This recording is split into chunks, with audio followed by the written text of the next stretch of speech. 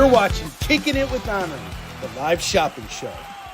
I'm working on a new intro for what we're going to do with these interview shows or these creator hangouts or whatever. But eventually I'll get there and I'll figure it out. But thank you all for being here tonight. We're doing like another creator hangouts because we've got a bunch of creators here who are got Kickstarter campaigns going right now.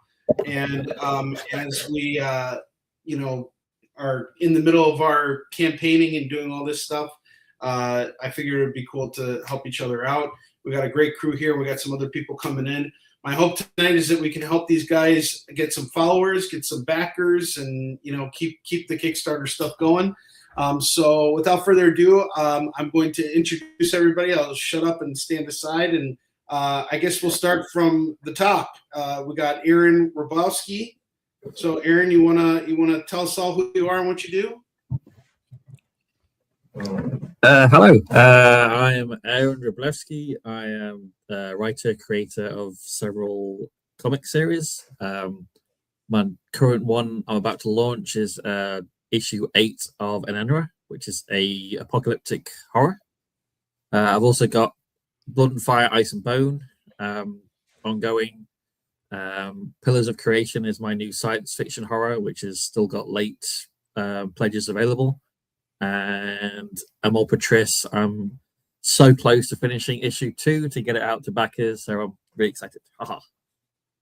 So I just dropped the link for the issues 1 through 8 for Enenra, and so this is a pre-launch link. So all I need you guys to do right now, this is actually very easy. No one's got to spend any money right now. All you got to do is click that button to be notified for when we go live with Aaron's campaign. So let's look where we're at right now. I'm going to share the screen here. Right, yeah, hoping to launch mid to late May. Okay, all right. So we got some time here. This is fantastic. Eddie, what's going on? Zach, what's going on? We got a room filling up here. All right, so let's take a look at the screen here. Enenra has 49 followers.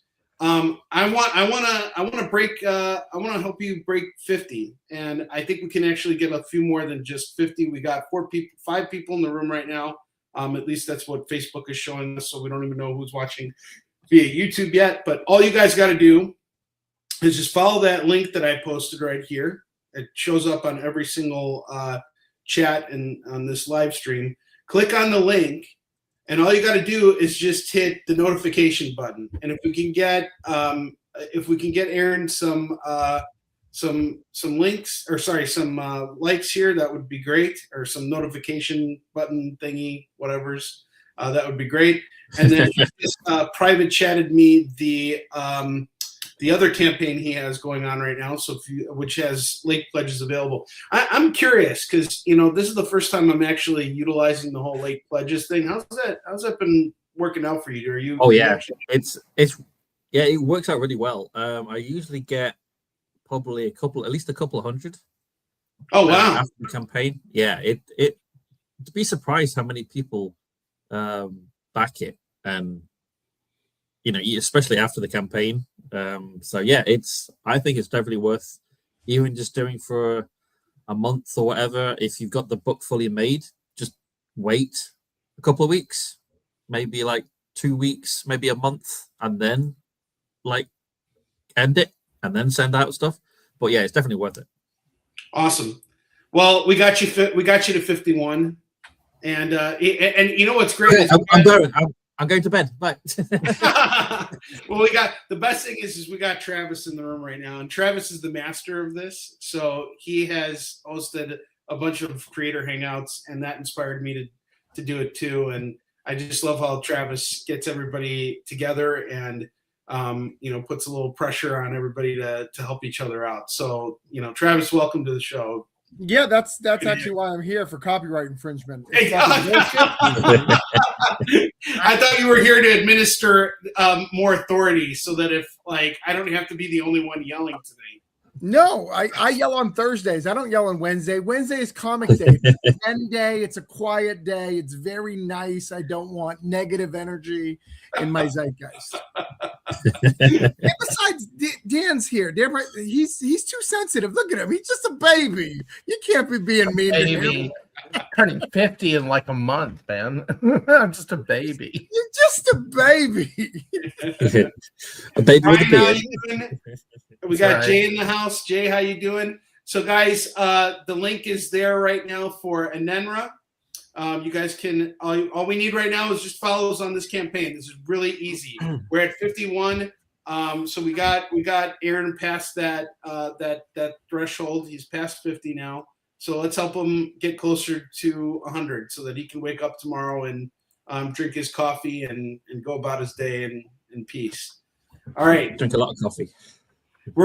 Yes, you drink a lot of coffee. Well, you kind of have to. You're in comics, so you don't have a choice here. Yeah. All right. So next campaign we're going to talk about is Mr. Dan Price's campaign. And I am going to pull that up real quick. Baby Oops. Price. Baby Price. Outstanding. Baby Price. All right, hold That's on just a hilarious. second here. He's gonna go tonight to his wife. He's like, I don't know why he called me a baby. I don't know. I don't know. I don't understand. I'll beat my shrinks this week. That's hilarious. There it is. Well, if there's anything I could say, it's that you're definitely there. You are definitely not a baby. Leonard, how you Thank I doing? appreciate it. And we actually, before we go on, we actually have a question in the panel, and we're our gasoline, our engine fuel, or whatever is the folks who are hanging out here who are going to be backing these campaigns and helping us reach our goals. So Leonard Pig, a fellow creator and also a big patron, he is asking a question for us. So a question for the panel: as an indie creator, should I make a better effort at nudity in my books? I think this is a great question. If anybody wants to tackle that, you can go ahead, and then we'll talk about Bigfoot Knows Karate. I don't Oh, go ahead. Sorry. watch in it, but sex Yeah. sells. Yeah, there you go. It's like cells. Yeah. So we're gonna put But- lots of boobs in all of our books. No. And All right. I didn't want to talk. I didn't want to yell. All right. 65% of the platform is not safe for work. It's fucking out of control. No, stop doing it. In fact, have less of it. Write a regular comic. If you need that to sell, you don't care about your idea enough. You're worried more about having tits and ass. You can have a hot chick. Like hot chicks sell well too. Trust me. Lady Death, she's only been naked twice and then one time, like 4 times in a see-through. I don't know the math. A Lady Death fan can tell me the math. But like, there's ways to do it and be sexy without going down that route. Yes, it sells. It's a quick way to get a sale. You can. However, I will tell you this: rumor around the block is Stripe is getting a little upset, and some things may be coming. So I'm just saying, I'd be a little careful.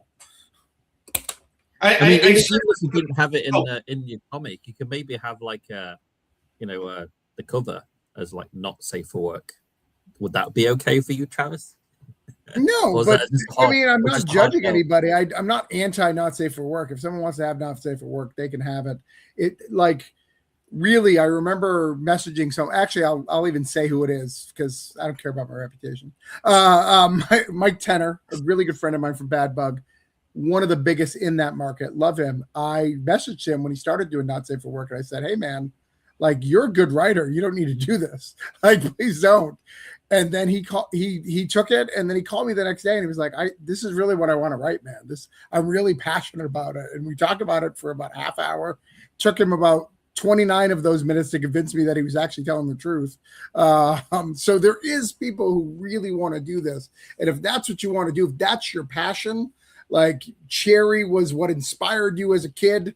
For me, it was Spider-Man, but if you was Cherry, like go ahead and do it. But if you're just doing it to gain a couple of bucks, you can do it clothed like a David Byrne or like a Charlie Stigney. They have very few not safe for work stuff. They have sometimes interior, but not, and they make bogus money. I mean, 1,000 backers on Charlie Stigney's last thing and $20K without a nudie cover. They're just sexy. I agree 100% with everything you're saying. And actually, that's what I was going to say. If you're really passionate about it, do it. Yeah, it'll sell. But here's the thing I'll also say. If you're going to do it to make a quick buck, that can actually blow up in your face too. Because I've seen people try and just jump on it and make nudie books thinking that they're going to have this big campaign because they have tits in their book, and that they don't do anything to promote it. They don't put any energy or focus or passion into it, and it just doesn't go anywhere. Like, and they get upset because they weren't able to do something like crazy with Kickstarter. So, all right, we got our boob question out of the way. Eddie's asking how Dan's doing, and I think that's a wonderful question because we got a lot of fans of Bigfoot Knows Karate, and we have a new campaign on the horizon from this awesome series, which I'm a big fan of. Dude, this fucking image is killer. I fucking love this. I sent out my Kickstarter update today, and I just took a screenshot of that image and posted it. This is hot. Tell us about Bigfoot Knows Karate. Let's get into this. Sure. No, this is Godkiller one-shot comic. Bigfoot's been accused of the murder of Odin. Heads will roll. That's all I'm going to say. It is written by Casey Allen. I helped, but this is Casey's baby. We co-write the Bigfoot Knows Karate series, but this is Casey's idea, and I really let him run with it. And we have Justin Adcock on art on this issue, which Justin is doing some really intense work, and I'm getting to color it, which has been a blast. It is another of the one shots that we've done for Bigfoot Knows Karate. We did Inagon a couple years ago, and so we're doing another one, and then we bring out book 4 in October for Kickstarter. So just chugging along in the Bigfoot world. These pages look fantastic, and you do all of these pages, usually when you're illustrating. You're not illustrating this one though. I'm just coloring this book. You're coloring this one. So are you coloring this as in vector? Is that it? I'm actually. So he sends me the art. Yeah, they sends me the artwork as a transparent PNG, and then I lay it in Illustrator and I color it in Illustrator, and then in Photoshop to do different effects and things like that. But yeah, most of it's been colored in Illustrator. This is such a fun series, and it has sold incredibly well on Kicking It. We got a lot of fans of Bigfoot Knows Karate. You best bet we're going to have this book available for folks, after Kickstarter. And this is the cool thing about this, guys, is that you get to be a part of this before anybody else gets their hands on it when you jump on the Kickstarters. You don't have to wait for me to get it in order for you guys to buy it. You can get it directly from the source. And it's launching very soon. And we're at 85 followers right now. So let's not, we just felt a little bit, just a little tiny bit of the wrath of Travis. I don't want to, I don't want to have to pull it out. You see how serious he is down here. I don't want it to get bad here. So here's what we're asking for. Let's try and get 2 followers for him. Let's just start there. I mean, we got some time here. So let's see. All right. We got 2 followers. All right. There we go. Yeah, 2 followers. We'll revisit everybody's campaigns. We'll talk more about everything. But sure. The next person I want to talk about here is somebody I have an immense amount of respect for, and that is Mr. Stephen Frank. For those of you guys who don't know this guy, you are in for a treat because he is super talented and one of my favorite people. And he's actually got a campaign running right now. So this is where you guys need to bust out your wallets. Stephen, take it away. Hey guys, well, thanks so much, Henri. If for people who have never met before, I've been doing animation and comics for a long time. So in animation, worked on movies like Daring Giant or Despicable Me, or lately I was one of the directors on What If, Marvel's What If. So I do that stuff, for the big studios. And on the comics side, I always work independently. That way it brings kind of balance to the force a little bit. And so now this is the 6th volume of this series called Palomino, which is a neo-noir crime mystery that starts in LA in 1981. And we follow this guy who's a musician by night, private detective by day, kind of old school, hard-boiled kind of guy, and his teenage daughter who's even more hard-ass than he is. And the two of them are really fun. And there's a bunch of crimes in there that are all sort of inspired by real life LA true crime, and so it starts in 1981. And what's really fun with the father-daughter story is that the first part of the case, first 3 volumes, take place in 1981 when he's an adult and she's like a teenager, and he's leading the case and the investigation. And then we jump to 1995, and now she's 29, and now she reopens the case that he never solved, and now she's trying to solve that case or die trying. So it's a really fun series. It's very LA in the sense that it's very lived in. It takes place in the valley, so it's very kind of deep valley kind of story. There's a lot of humor, a lot of slice of life. I should say it takes place like in the background. You know, we have the Palomino Club that was a real place in LA, which was a music club, like a legendary music place. And that closed actually in 1995, and 1981 was the high point, and 1995 was when they closed. So there's like a really fun kind of historical background to the crime mystery. So there you go. So that's what that is. There's a lot more to talk about on the campaign if you want to. Like we have. Yeah, actually, the first thing I want to just mention, because I know this from having interviewed you before and from the conversations we've had, that Tim Sale was actually originally going to draw this before he passed away, and then you went and you took the bull by the horns and you just did it yourself. But not only did you do this yourself and have been publishing it and then absolutely rocking it at conventions. Like, for those of you guys who don't know, Stefan is a benchmark for me for like convention performance and presentation and everything. He is one of the best, con people I've seen. And I mean that with the utmost respect. And he's got, blurbs from pretty much every. You're not too bad yourself. Well, thank you. I appreciate it. But there's he's got blurbs from pretty much every big name in comics, including Bill Sienkiewicz here. And he's done everything you can possibly imagine in animation and everything. And he's doing comics. I mean, we've had this conversation multiple times, but you're clearly doing this because you love comics. You have to tell these stories. And I also know that this is a very personal story to you too, because I've actually met your daughter, or one of your daughters. Is this the daughter that you've kind of based your story It's a little bit of both, but you're right. Like it's that's part of the lived-in sort of like the father-daughter kind of relationship. I have 2 daughters who are. I mean, you've met one, and they're very powerful people. They always were. So even as kids, they were like really, really fun to be around and to like,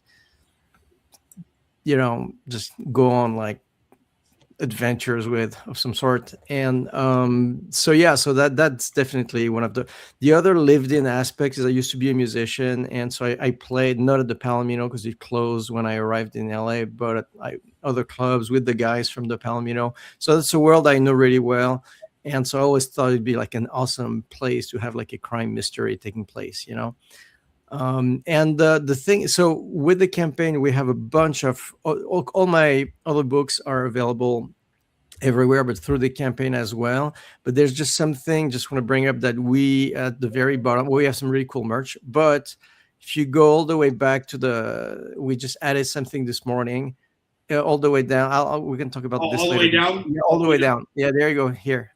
So people, because since I come from like both animation and comics, I like the two. There's a lot of film language that goes into my approach to comics, which makes it just a bit different from some other people. So it's just my unique way to get into it, and so that's why people tell me, like, the thing that they tell me that I love to hear is that it's like reading a movie.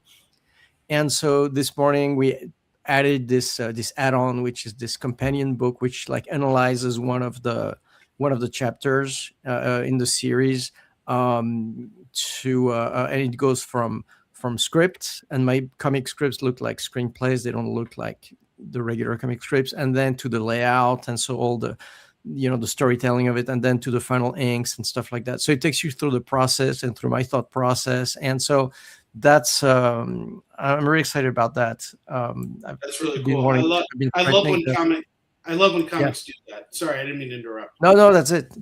Yeah, that's a really cool add-on. Now, you have this other book that's awesome too. I really love this, especially given your Thanks. background and everything. Romance, the Age of the Space God. This was fantastic. I remember you released this at San Diego Comic-Con in 2024 or 2025. Yeah, that's something originally I did during the pandemic, and when it was the lockdown and we were all kind of didn't know what to do with ourselves and stuff, and so I did this. And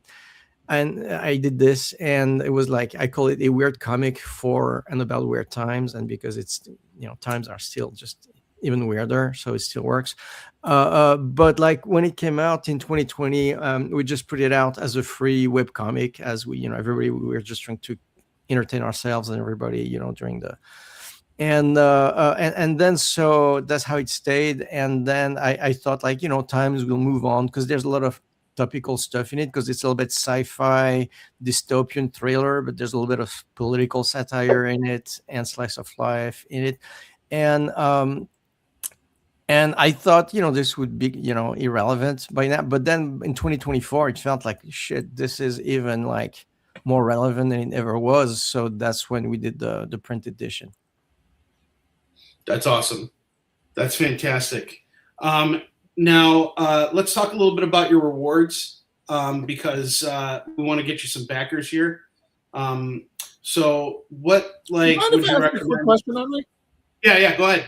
So I'm a huge crime guy for TV and comics. What do you say is the closest resemblance to it of this book? If you can imagine, To Live and Die in LA, meet Every Which Way But Loose, but with the tone of an Altman movie, then I think you're pretty close.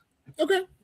That's perfect. And actually, Travis is a huge crime guy. He's got some really great crime books too. So, yeah, I'm backing this for sure. I'm already backing it right now. This is really cool. Yeah, I think you're going to be really happy with Palomino. Now, Stephen, I wanted to ask you a question.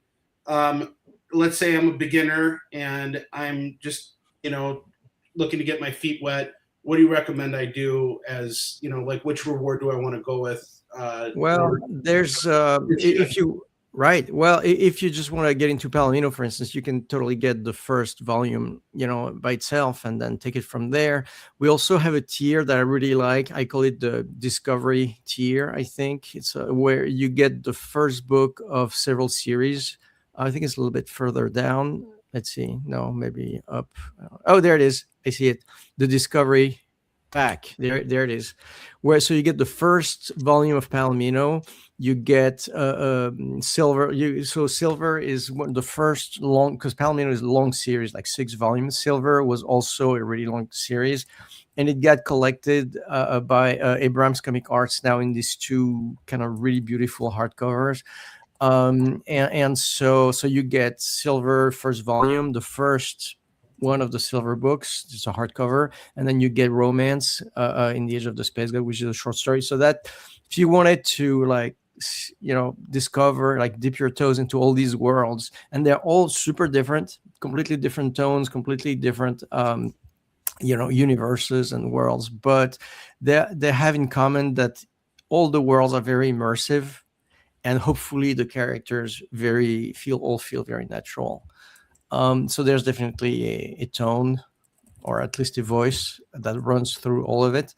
But yeah, that's a good one. Silver's fantastic, by the way, guys. If you're into movies like National Treasure and vampire stuff, this is a great book. It's about a heist with Silver and Dracula's castle, right? I got that.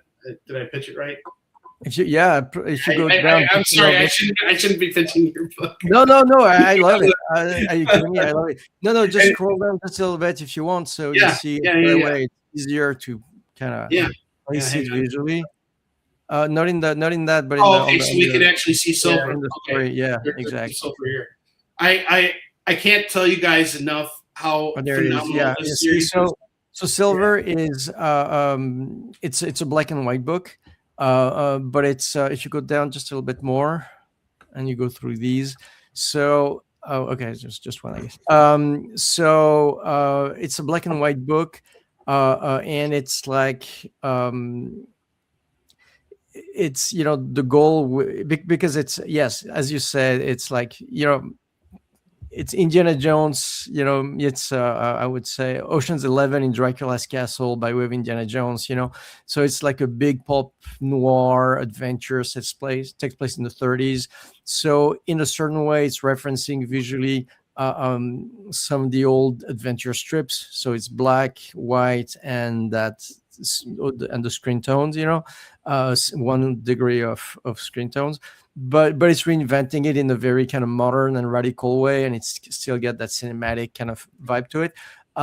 So printing that black and white was not easy, because black and white is never easy to print, because very quickly it can look, if you don't do it right, it can look like a coloring book or a color book that's missing its colors or whatever. And here it really feels like a complete statement. And silver existed as single issues, as trades, and box set, until finally we did the hardcover. There were foreign editions until we did the hardcover with Abrams, and they always make beautiful books. But in this book, we put in like 10 years of everything we've learned on how to print this material. So it's we were just looking at it this morning with my wife, like comparing it to some of the foreign editions that are nice, and this is definitely the ultimate edition of this stuff. That's awesome. And you guys can jump on that Discovery pack. I think that is such a killer deal. You get a little taste of everything, including Palomino. And let's see where we're at. Now, before we move on to the next campaign, I kind of want to get a sense. I always want to get a sense of where creators are with their projects. So, Stefan, you've hit your goal. So your project is funded. It's happening now. But every creator, I think, has an actual beyond a funding goal, like what their actual goal is for what their campaign will end up being. So right now you're pretty close to 15,000. Let's see where we're at. Let's see if we've gotten you a little bit closer. Okay, we're at 14,898. I know that I backed the campaign. So you have 288 backers. Let's see if by the end of the night we could get you up to 290 and get you a little bit closer to 15,000. But my question for you right now is, what are you hoping to get, and what are you going to do with the funds that you get for this book? Like, what are the plans? I'm thinking about it more in terms of backers than money. Where really the what we want is to get into as many hands and in front of as many eyeballs as possible. So the previous campaign where last year we did volume 4 and 5. I think can't remember exactly, but probably close to 400 backers. The first volume was at 700 backers. So what we really want to do, but it was during the pandemic when everybody was desperate to looking for, so there was a high point in terms of backers. So this is very much, I think here, like if we did nothing, basically, I think we would end up by the end of the campaign around 400 backers, which is kind of like where the previous book was, the previous volume. I think if we could get back to 500, 600, closer to, but of course, the world is different these days, and people have a lot more to worry about, and so it's not the same thing then, but that's, I think what I would like is if we could add a couple 100 backers to the campaign, that would be fantastic.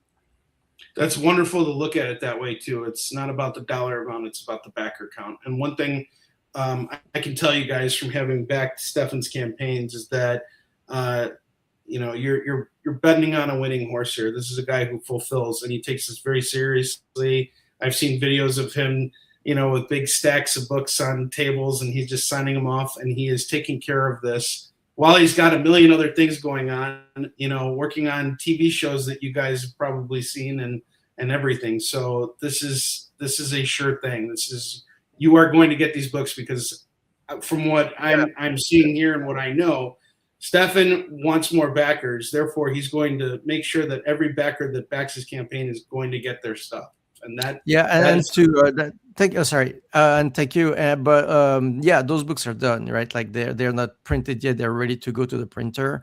But all the the material is done and everything. So there's no, unless some sort of force majeure, that happens, there's no scenario where this is not, you're only getting your book.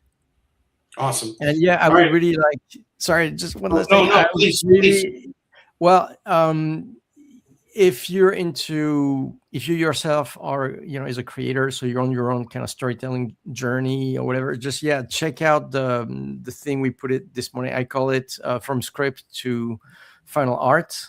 That's, I personally, I love that stuff myself. I love to see how people are going about there's no right way or wrong way to do it, but everybody's approach is really interesting. And so there you go. This is mine.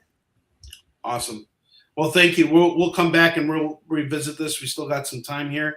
And now we just need to give the man the screen. So he's just taking over. He's taking over this entire broadcast. We got Travis here. The only reason why I'm giving you the screen is because I need to pull up your campaign, which just finished and was successful. But feel free to rant and rave. You got a minute here. And I only do this because I love you. I only do this. Okay, you need me to yell about things. Why he had a great book. He's doing stuff.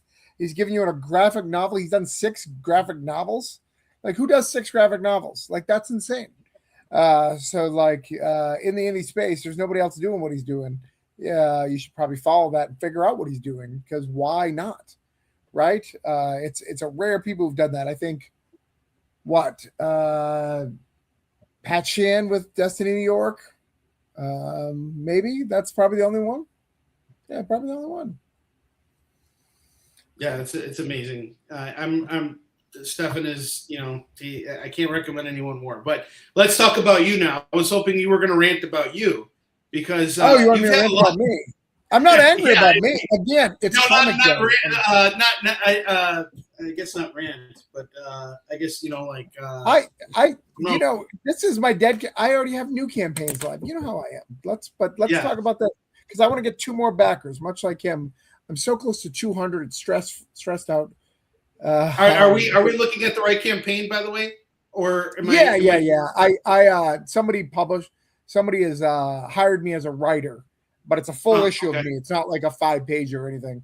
That's also live. So that's what I was talking about. Okay, so you want to talk about that? What's the name of that title? We can talk about this. It's fine. Let's talk about this. Okay, you want to talk about Summit? Well, there's been some really cool stuff. Do you want to why don't you tell us all about Summit first? Because so Summit Comics. Earlier in this broadcast, I made a joke about not safe for work, but in all seriousness, it is taking over the platform, and I'm concerned about it, because it OnlyFans, if you don't know, was designed to just be fans, like to get celebrities and do all that. And then it turned into something different. And it become now primarily that. I'm worried the Kickstarter can become that. So combat that. One of the lowest things that fund on Kickstarters is superheroes. They just struggle to fund. They struggle to do a lot of stuff. Is this issue 2, right? Yeah, I believe it is. Yeah. I mean, yeah. Okay. I think let's look up here just to make sure. Yeah. Okay. I'm seeing the old pages, so I'm confused, but that's fine. Oh yeah. If I put those in there, that's fine. It's been a long time. It's been a week since this fulfilled or finished. So anyways, I got some of my friends on my Discord. I run a Discord for about 400 creators where we talk about community and trying to get better at the craft. A few of them, about 20 of them, became partners in this company called Summit Comics. What Summit Comics is, it's a superhero only Kickstarter / direct market publishing company. So we have produced a bunch of books. We've already done 5 this year that have successfully funded. We've already fulfilled 2 of them completely. Of those 3, and then the other one, then 2 more digitally. So we're doing very, very well. We just got a great article yesterday. In fact, we have one live right now called Cobalt Cricket. That's not even this one. It's Cobalt Cricket. This is this guy's first Kickstarter, and he's already close to $4,000 with over 100 backers. I mean, we're really doing some really, really cool stuff. This is my character. Her name is Upheaval. Upheaval is she's a female character that controls drones, and those drones are used to fight crime and do all sorts of cool things. Of course, like any good superhero, her parents are dead, and she's trying to discover that mystery because there's a weird tech from Japan that seems to want to get access to her. And this is a very cool one. Really samurai. Yeah. Badass. Yeah, that's cool. And then issue 2, this is issue 2. We introduced 4 new characters. Mascot, we're Orlando based, so we try to do Orlando based. So Reverb, which is a guy in purple right there, he was based out of the. I'm sorry, I'm drawing a blank. The Pulse shooting. So he's part of the Pulse shooting. He is responding and trying to go back out in the street. His lover and other superheroes called Mascot, who wears a big like Mickey Mouse / thing on his head and kills people Punisher style. He's right there. So kind of 2 people responding to the mass shooting. So those are 2 characters we have. He has sound powers that he makes, and Mascot has no powers. He just shoots things. You know, it's really crazy. You mentioned the Pulse shooting. That actually happened either the weekend after or the weekend before, or actually even during MegaCon in 2016.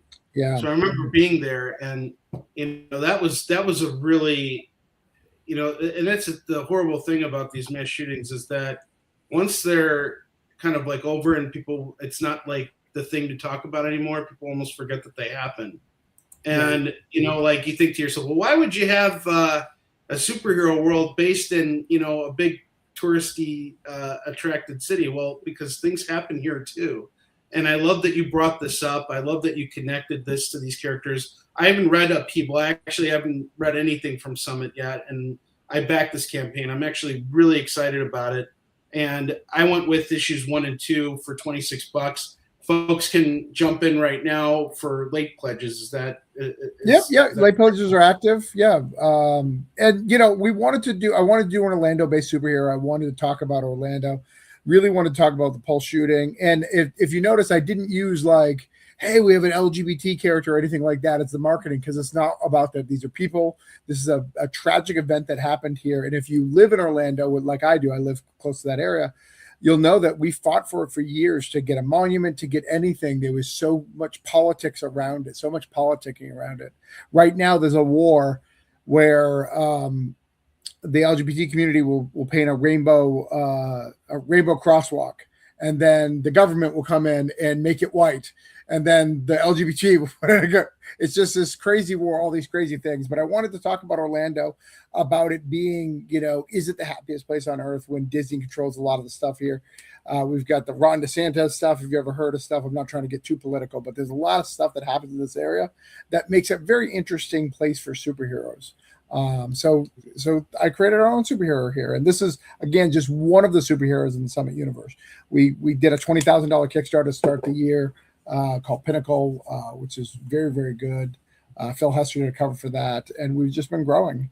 And we're gonna have about 22. I think we're at 22 books by the end of the year. That's amazing. And honestly, like this is sort of what this is the same type of magic that made the Marvel universe what it is. It's, writing the kind of stories that you can look outside your window and see taking place right in front of you. Exactly. And really diving into that kind of lore there. And I love this kind of stuff, and I'm really excited for you guys. And you just released a new character that's sort of like a cross between Spider-Man and Daredevil. Not released, but revealed. Well, that's what CBR says. It's really more of a Blue Beetle character. He looks like Blue Beetle. He is kind of Blue Beetle. Yeah. Super inspired, but he's a comedy character. Super fun. That campaign's doing really good. It's called Cobalt Cricket. Got a lot of press on CBR yesterday. More than any Marvel. Can I open up Cobalt Cricket real quick? Yeah, sure, absolutely. Yeah. All right, awesome.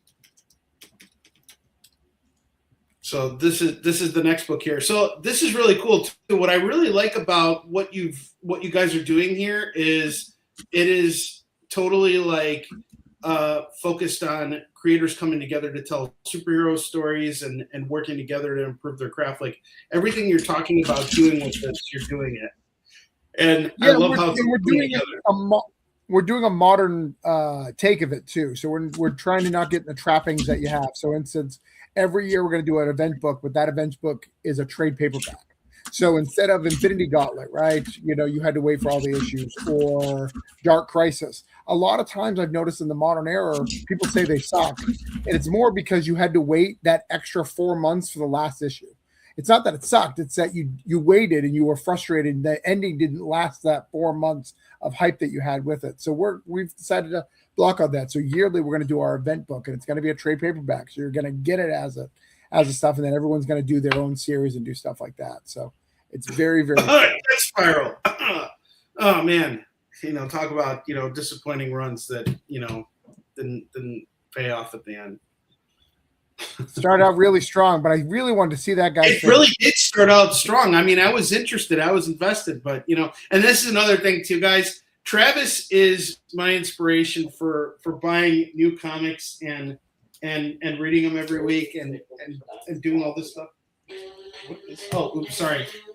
I pushed a button on something. There's this. I got this game here, and it's called the Dance Party. And you just push the button, and it starts making noise. But anyway, Travis is my big inspiration for picking up books every week and reading everything. And he was saying that he reads. He made some posts that he tries to read anywhere from four to six comics a day. Yeah, I try to read 4 to 6 comics a day, and my comic pull list is normally about $60 to $70. This week it was only 50. I did pretty good, but that's probably because they had that big free comic book day bill, so they didn't want to overburden the comic stores. Is probably my guess. A lot of stuff came out this week, though. I mean, I had probably about the same amount of money. Like last week was a bigger week for me, but I think it's really important if you're going to be writing superhero comics, that you understand superhero comics, that you read superhero comics, and that you're a part of it. Like, I find that there's sometimes creators out there who just they want to tell their stories, but they're not interested in what what else is happening in the industry. They're not invested in it, and I just love the fact that you're doing what you're doing, and that you're pulling creators together in this really wonderful way, and you're doing everything on Kickstarter. Really, I mean, this is really where you've been focused. So what's this? So you came here. You're here with us, and I feel like we're not giving you justice, because when I came on your show last week, you were like, "You guys better support Henry's campaign, and let's get him a backer." Where can we help you? How can we service you tonight, Travis? We already got a backer. I'd love to get to 200. So this campaign, I'd really like to get it to 200 backers. I don't know what it's at, 198, 199. You're at 199 now. 199. I'd really love to get to 200 backers. That would make me feel better. You asked about goals. This book should be about 5K. It's a little under. Could be various reasons. Could be covers. Could be I flood the market. I do a lot of Kickstarters. I run Kickstarter into Kickstarter, so that there's attrition and things like that. So things like that, like someone asked in the comments, where's Cthulhu invading next? We're going back to Fairy Tales 3. We're doing Fairy Tales and Nursery Rhymes. That's where we're invading next. Awesome. And that'll be in June or July. That is awesome. Okay, so you're at 199. I think we could get you one backer. I know that we can do this. I think that's reasonable. And you already brought up Hobo Cricket, which is more than enough. I would like to at least show. Can you show Kodiak? I have a book called Kodiak. I can do whatever you want. Yeah. So I don't want to take anybody's time. I don't want to. I know you're fine. We're all here to support each other. I'm a creative guy. Kodiak with a K. Kodiak with a K. Kodiak with a K. Like a bear. Am I spelling it right? Kodiak should be with a K at the end instead of a C. Okay. Kodiak. Yeah, there it is. Rick City right there. There we go. Okay, and this is a book that you have been hired to write. I hired to write, yeah. So I wrote it, but I'm like, I get hired to write a decent amount of times, but most of the time I do like a 5-page here, or I help someone do a backup. But this is a book that a Canadian company called Rook, their superhero company, they asked me to write. But this whole character, the whole thing was inspired and created by me. So it's just like it's my book, just somebody else fit the bill for it. So it's about. I love the artwork. The art. Oh, dude, it's so good. It's so scratchy. You'll really relate to it. It's about a father and daughter. Oh, there we go. The father's older. He's retired, and the daughter wants to follow the footsteps, but he knows the danger of that. And it all takes place kind of in like a one building. So they're all fighting and attacking this one building where he lives. They don't know why, and he has to fight off and protect his home from these super villains. Well, you know what? I'm going to throw out a pledge because I'm curious. Yeah, to see what the one thing I will say for pledging, it is in Canada, so the shipping is a little bit higher than normal. So I apologize It's okay. for that. They baked it in. They baked it in here. It works. I got it. We got you a backer. I mean, all you had to do was say father daughter. So I think this is really cool, and it's a one shot, so you guys don't got to worry about investing in like a Correct. ongoing. It's like the whole story's in one shot. So this is really cool. Love the layouts too. I mean, that is a really awesome little multi-figure thing going on here. Just tell us about the artist a little bit. So I don't know much about the artist, believe it or not. It came to me all finished. So it came to me all finished, and I just gave very little feedback. I had them redo one page because it didn't get the angle that I wanted. But for the most part, I didn't really have a relationship. The publisher, Braden, right there, really handled that part. I'd prefer a more, one-on-one relationship. But, when you're hired, you do what they want you to do. But the creation process was very good with Braden. Braden allowed me to create the character and what I wanted to do with it and what opportunities and how I can fit it into the universe. And then he really cares about it too, because he did a book last month called Sketch Night that some people may have backed. In that, there's a reference to this character. So he cares about it. It's not just, hey, I want to get some of Travis's backers. It's, I want this to be part of my universe and what I'm building. So it's very, very cool. Like, it's so crazy. Like, in like a month or so, there's another one, Hot Shot issue 14. I wrote that. That's a full issue. So people are hiring me to do stuff. I'm not getting that Marvel and DC doors. I never got to meet Tim Sale, so I'm very jealous of gentlemen there, because Tim Sale's my all-time favorite. But yeah. No, this is really cool, man. I'm in awe of everything you're doing and what you're doing for our community, meaning independent comics. Because here's the thing, even the guys at the top, once they leave these big companies, where do they end up going? They end up making independent comics anyway. So everything always funnels back. I mean, sometimes they get big publishers backing them, and sometimes they go at their own route, whatever the case is. So, I do believe that no matter where you are in this business, as long as you're doing it, you're part of it. So, Andy, as you do this a little, I will say this, as you do this a little bit, I'm sorry, I'm used to running things, so I apologize. No, dude, you got the floor. You are great. Go ahead. Like today, I got an email for Summit from Michael Gustovich. If you don't know, he did tons of books. I'm sure you guys know who he is. If you don't, he created a bunch of stuff. He's an artist. He's most known for. See, I'm drawing a blank now. I don't know why. What's his name? Well, he did a bunch of Avengers, a bunch of JLA, a bunch of he's done everything. He did Steel Victory, which I think is a book of his. Like all old stuff that even me being an old school guy don't know all this stuff, but the guy's amazing. He just sends me a message. Hey, I want to be part of Summit. I can't think of his name either. I'm really struggling with names today. I don't know. Danny, the guy who co-created Darkhawk, the writer. He's messaged us to be part of it. Yeah, these people are doing some really, really cool things, and they want to. Danny Fingeroth was a longtime Spider-Man editor too. Correct. Yeah. So Mike Gustav, he did most of ROM, which is big stuff for him. He did Fantastic Four, Moon Knight things, Avengers, Defenders, like everything. He was a penciler and an inker. I'm trying to look at it. I want to say his independent run. I've never read it, but people, when I mentioned it, Justice Machine. Do you guys know what that is? I don't know anything about it, but I mentioned it to some people in Summit, and they were ecstatic about this independent book. But this guy's been doing indie books since the 70s and 80s and like blowing stuff up. He's part of the Badger. He did all that stuff. He did Elementals. You remember Elementals? He was the artist for that. So like really cool stuff.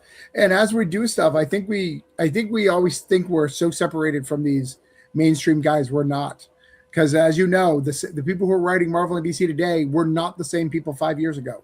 Where's Donny Cates? Where's these things changed drastically? So, well, Donny especially, he was involved in a really bad car accident, and sure. He was firing on all cylinders, man. I mean, his Venom run was insane. His Hulk run was actually great.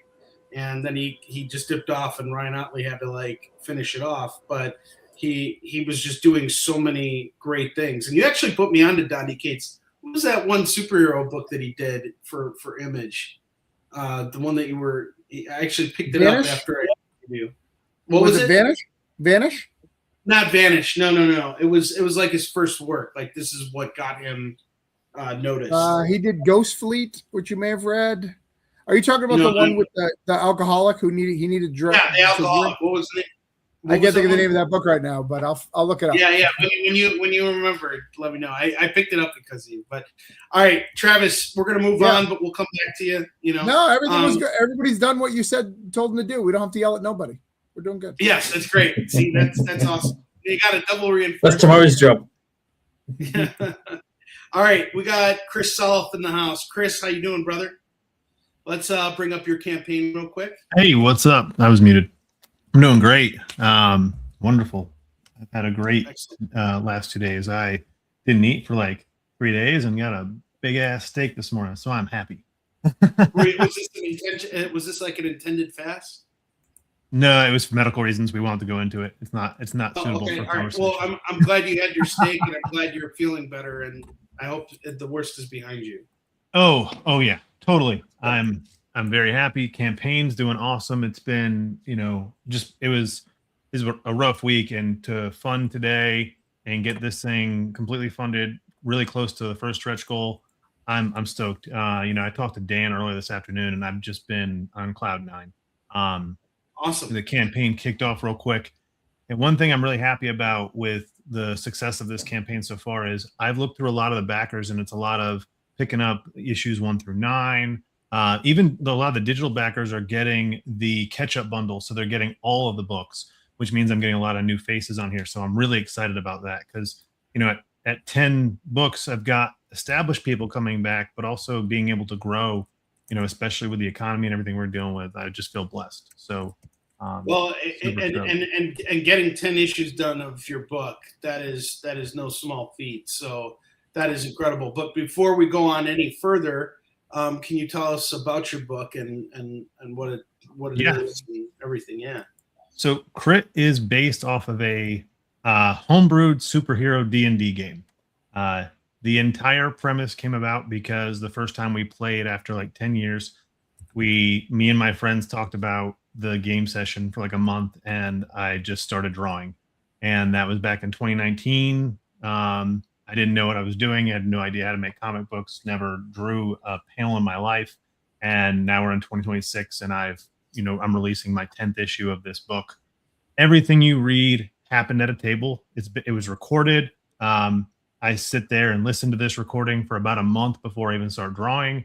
I plan out all the pages, kind of what we're going to be doing and how to take the chaos of a tabletop game and organize it into a readable comic book. Because if you've ever played D&D with your friends, you've got the murder hobo, you've got the guy who runs off and does his own thing, you've got the other guy who's sitting there scrolling on his phone, not paying attention, and you've got to take all that chaos from a table and let the reader see really how the outcome of every game session went. So it's very organic. And one of the pieces of feedback that I get and I really love is everyone says every character has their own voice, and there's a lot of characters in this book. So being able to do that is awesome because it's really my friends. Everything that you read is something stupid that they said or something that they failed to do because they rolled bad or they rolled well, and you see some of the outcomes of those.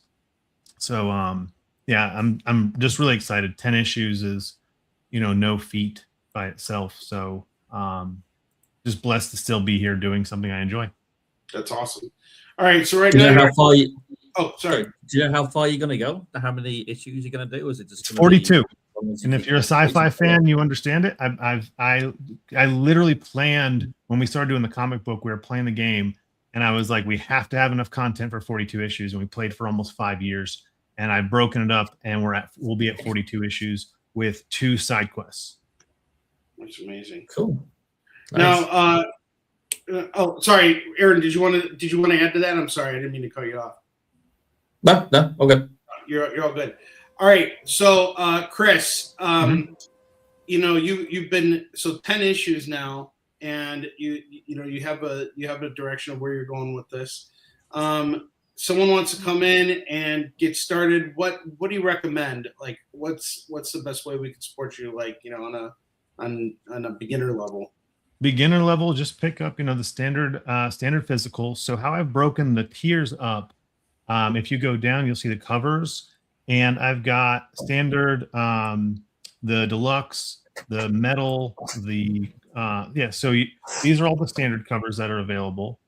And how I'm doing this, instead of having 13 different tier packages, when I do the surveys, I'll allow you to pick the cover. Then I felt like that cleaned it up a little bit, because with it being 10 issues, I had a lot of people that wanted to be part of this, and I kept just getting more people that wanted to do covers. I've talked to VCan Marion for years, and we kind of tossed around a couple cover ideas over the couple last years, and this one he just blew out of the water. So got that one. Joey Vasquez, who's on Marvel, he did some stuff for the MCU. I got him on here, and I got all my friends. So I just really couldn't say no every time someone's like, hey, I have this idea for a cover. And, so we have a dirty dozen here of 13, including my cover. So you pick whichever tier you want us. And if you're a new person and you're trying to get into it, just pick your tier. And then on the add-ons, you can add issues 1 through 9. So you can customize every single tier on here to fulfill that. Like, I've gotten a lot of people that'll pick up the catch-up bundle with the digital, and I feel like that's a safe way to get in. And everything, we always put stuff on our website after it's been fulfilled. So if you get the digitals and you like what you read and you really want to put the book on your shelf, you can always come back to the website later and get other copies. Now, once it's a website, obviously the cover selection does get cut down quite a bit, because I can't keep 13 covers of the same issue in stock. Dan and I would have a fun time managing the website with that. But for new people, what I've gotten feedback from a lot of the new backers is they pick the standard cover, get the back issues of 1 through 9. And all of those come with digital too. So when the campaign's over, the minute the campaign ends, I'm going to go ahead and send out all of the digital copies of issues 1 through 9. So you can get caught up in reading before you even get issue 10. So you'll know what's going on. That's fantastic. That's awesome. Dude, I'm so proud of you, man. I'm like, especially when I launched my campaign, I was also sick too. So like the first couple of days, I was just like not even looking on my campaign, and just kind of checking in here and doing a couple things here and there. But, I'm glad that you funded. A question I have for you is, we all have our funding goal, which is what we need in order to get the project done. Where are you hoping this lands at the end of everything? Like, I asked this question to Stefan earlier, and he was, hoping to get more backers. Same with Travis. Like, where do you want to land with this? Like, what do you want to see happen at the end of this campaign? I'm more of a backer person than I am necessarily a financial person. We've made enough money to bring the book to life to pay. I got to pay a colorist and I got to pay a printer. I draw the interiors, I letter the whole book. So as long as we've made that, I'm happy. I would love to break, my highest backer count is 124. If I could get 125, then I feel like we've grown. Now, I know that's quite a stretch being at 56 right now, but I think it could be possible. I've got, a lot of shows coming up, and we've been doing a lot of promotion. So that's my personal goal. But right now I'm just happy. I've got new backers on there, and I just want to see where it goes. But that's my personal goal, is 125. Monetarily, the book is funded. So wherever we go from here is just gravy, Yeah. Well, all right. You're at 56 right now. I think we could get you to at least 58. But before we do that, I got to mention a couple things here. We got Milton Lawson in the house, who is mentioning Dan Price, who is right here. And he's saying, Bigfoot Knows Karate is a killer comic for anyone who hasn't checked it out yet. Also, I saw Dan almost get into a fight once, so I think he knows karate too. So we got a double threat situation going on here. Actually, a triple threat situation, because if we don't get those two backers, you're going to have me yelling at you. You're going to have Dan Price here doing karate moves to back his boy up here. See, he's getting ready to do them karate moves. Like, you can hear the in the background. Whoa! Let me just say this in my defense. That dude was a dick. Okay, all right. I just want to say that the dude that Milton is talking about, he was a real jerk that night, and I had to say something to him. That was it. I missed that night. I was with Jen King, so I had to. You were. It was that same weekend you were down there for that. Yeah, gosh, I remember. Chuck was there. Chuck was there for that actually. Yeah, I think. Wasn't he, Milton? Yeah. Yeah. Yeah, So anyway. I know the whole story, and I'm glad I'm glad they were able to talk you down. We didn't want to see Dan. Well, I wasn't like that. I mean, but I'm just saying. Well, the guy was. We'll talk about it offline. Yeah, no, of course. Anyway, I didn't mean to pick on you that way. It was just thank you. You're really, cool. Don't worry. Honestly, it's all about helping out Chris right now. But then we got the real serious threat, and he is getting ready. You don't want to make this guy angry. You don't want to do it. I mean, look, I'm wearing cook. I'll eat you. This is not the night to do it. But then you also don't want to make me angry. Hold on, I'm gonna try and be serious here for a minute. I can't even pull it off. But I will get angry. You guys have seen me yell and swear. And Travis actually asked, "Can we swear tonight?" Yes, you fucking can. We're gonna be dropping the F-bombs like you can't imagine if we can't get at least one backer for Mr. Chris right now. So let's see what we can do. I'd like to see two. I know that there's somebody out there that would want to support this book. Let's get him a backer here. Just one backer. Can I say something about Crit real fast? Yes, go ahead, Dan, please. It's funny. Okay, look, not only am I a fan, Chris and I we're homebrewed comics with Drew and Dennis. We've been at this for about a year and a half now working together.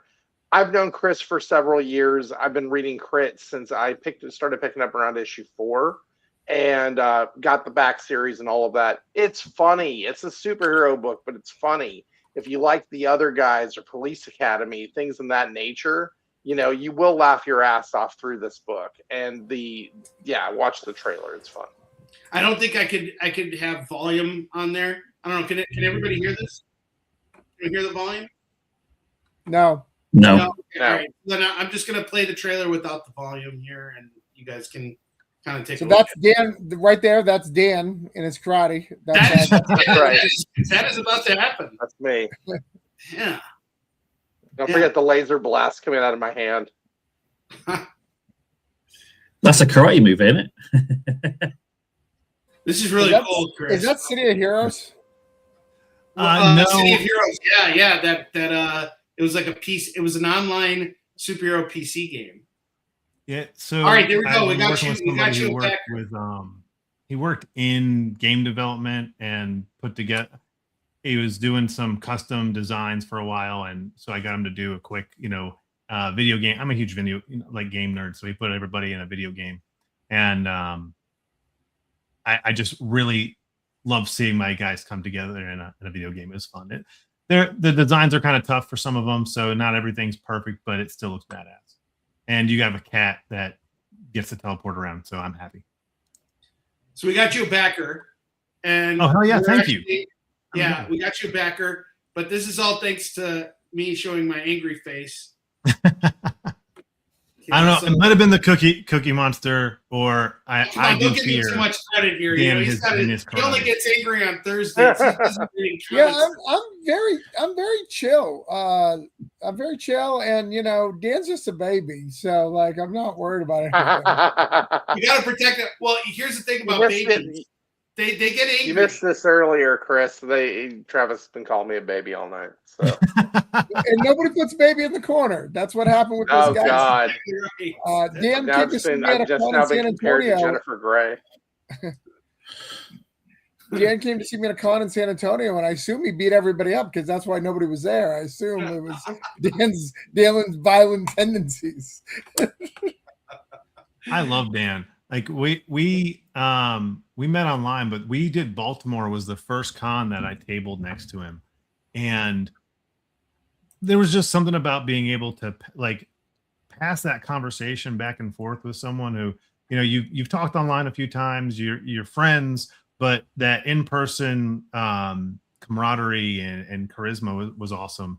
And now I think we've done 4 shows together, and we've done 2 dual launches, and now we're on the phone every day discussing business. But hey, Right. all started thanks to Instagram and you drawing with your finger. Because that was how I met Dan. I was scrolling, he was doing a live with Dennis, and I see this guy just using his finger on a laptop, and I'm like, he's really making a comic book doing that shit. And I was just enamored. And Bigfoot Knows Karate is such a good book. I thank you for talking about Crit Dan, but I remembered after the first book, he messaged me, said, "Hey, can I get your opinion on this book?" And I thought he was bullshitting me because I'm like, it was such a good book. Why do you want my opinion? And here we are about to launch the next issue. And the artwork you've got going on, stoked for it. So really excited for what we have in store this year. Yeah. This Thanks, is awesome. man. I love this dude. No, I love you guys. I just honestly, I love how you guys come together like this and support each other, and you guys got each other's backs. And I'm just, you guys invited me on for Chris's launch, and just the energy when Dan Price launches, or when anybody from Homebrewed launches a campaign, is just it's so it's so amazing. It's like it's orgasmic. You guys got to see how their campaigns. It's like you just see them go from 0 to funded in like 5 minutes. It's really great, and there's a lot of energy there and a lot of excitement. And these guys are having fun. They're a good time. And I think you guys live up to your name. It's like Homebrewed. I feel like I'm walking into a bar with people I know and that I want to hang out with. Like, no bullshit, nobody's getting crazy and getting tanked up and being a dick. Everybody's just, hey, come in and hang out and read some cool comics. So this is really cool. I tell this story a lot, but one thing that I loved about Dan and I getting together, and what really made it like a no-brainer when we started talking about working together was he had announced, I think, his 2nd issue, and I was announcing my 5th issue. And I saw it the same day. He posted his up, and I saw the date, and I'm like, oh man, that's my date. And nothing's worse than like competing for a date with somebody on Kickstarter, because I know Dan, he's a marketing machine. I have a background in marketing too. So I was like, well, I'm just going to message him and see what we can do. Shoot him a message, hey, like, I just picked mine, just solidified it. I got family breaks around these times. Like, would you be interested in maybe doing a dual launch? And he just said, fuck yeah. And so we planned this thing. We promoted it. We get on, and I hadn't really seen any 2 creators that weren't tied together to really do anything like this. And Dan, we had 200 people in there over the course of maybe 3 hours? We ended up with over 350 people watching that live that night. Not all at the same time, mind you. And we both were asking about 2K, I think, for those books. Mm-hmm. We funded in 15 minutes, both of us. So it was a successful launch, that was for sure. That's and it was fun. Nice. 2 different books. It was. Yeah. I mean, look, we like Instagram. Chris and I both use Instagram very hard because that's where we connected with our initial audiences. And the Instagram lives, whether we're doing live draws, promoting our Whatnot store over Instagram, or doing the live launches, it's just something that's become very key to how we launch books or how we get our Kickstarters off the ground. Get everybody in, get a lot of different people into the live. I've got my live on May 6th. Henri's going to be in there. And if y'all are interested in joining us, please let me know and hit me up on Instagram. My handle's DanoMite139. Yeah, Stefan, I definitely think, Stefan, you'd want to be a part of this. This is something that I think. Please come on, Stefan. Please, any of y'all who have a campaign about to start, is going. Mm-hmm. Come on. The thing about it is that you come in. And every time somebody, your Instagram audience will find out that you're going live, they'll get the alert. You come into my live, you bring your audience. My audience is already there. We get 3 or 4 people in the live. We're all cross-pollinating audiences at that point. So then, so everybody's getting visibility. So we invite people in every 10, 15 minutes. You come in, chop it up about the project we're talking about, tell us about what you're working on. We bring more folks in, and it's just a great way for more people to get eyeballs on the project. in a quick manner. There's nothing quite like, funding your project in 10 minutes. That's a good feeling. And, and it's not really just about getting that initial boost, but you all know how it is. Strong in the first week, it's strong in the last week, and you have to duke it out for a couple weeks in the middle. And, this is just a good way to come out swinging, have a good cushion coming into the campaign. So that's how we've been doing it. Sorry if I cut you off, Chris. No. Soapbox. There we go. No, you Like- guys are great. Totally. The last launch we thanks, did, man. we got almost 5,000 views on. So Henri, the one we were on, like that was 5,000 views because we had almost, I think, 15 people in and out over the course of the night. And there was a lot of people, actually a couple people in here. We met, like I really try to bring new faces in every time too. So we're always bringing somebody new. And here's another D&D book. I love this guy. I'm going to pass it off. Madcaps. No, really Chris. stoked. I didn't mean to cut you off. No. I can get on a I, soapbox too, and really. No, you guys are great. No, I wanted you to be able to finish everything. And Brian, do I want to do an NSFW cover to go with everything? I do, and I was actually. It's really inappropriate, so I don't even want to talk about it. I want to hear from Ray here, who has joined us here at the last second. And Ray, thank you for being here, because I was really worried we weren't going to get enough people in here today. So I'm glad that you joined us. And I think we met last week or 2 weeks ago on Travis's. Yes. Yes, sir. Yeah. This is my second podcast of the night. This is my 73rd podcast promoting this book. The trailer doesn't have as much impact without sound. Anybody watching, I would encourage to go on and listen to the awesome voice acting of Cabo Foster and Michael Towson, that are professional D&D players and dungeon masters, respectively.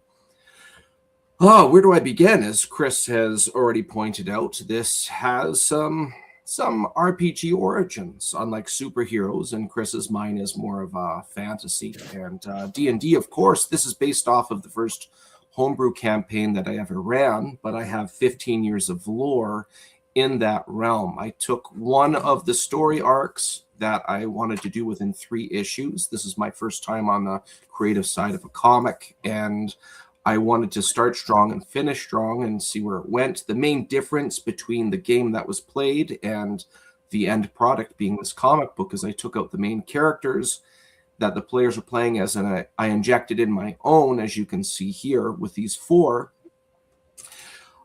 It was a pleasure to go through this adventure, and I'm very much enjoying the process, even up to this point, even though I'm at the backside of this entire thing.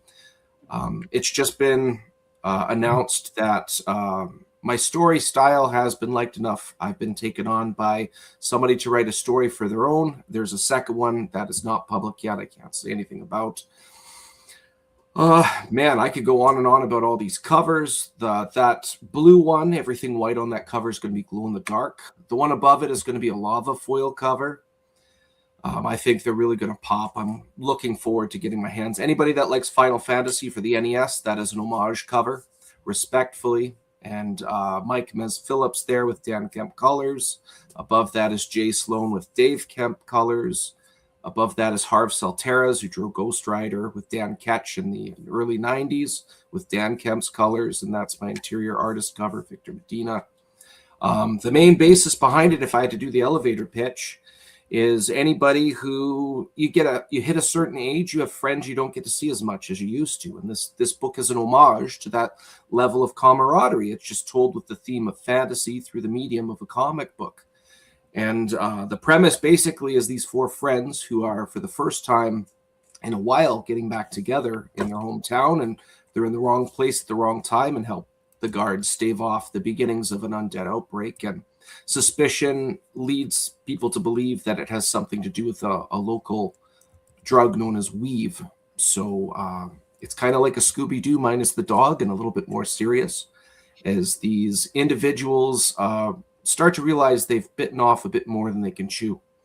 This last issue is basically it being revealed that there's a necromancer attempting to put a curse on their hometown by sunrise. So the question is, going into issue 3, are these individuals who have pulled an all-nighter, because all 3 issues take place in one night, who have exerted themselves in many different ways, from sneaking around to, as I've mentioned, staving off this undead. Do they have it in them to stave off this this curse that's about to happen?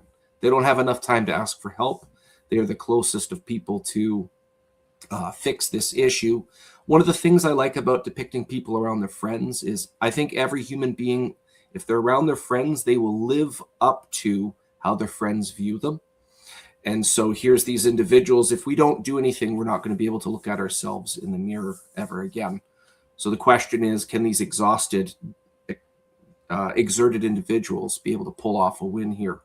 There's a lot of surprises. And as you saw with the interiors that I showed off, I can't give away a lot of the action. I don't even have dialogue this time on the interiors, but from the little I can, there's going to be some awesome going on.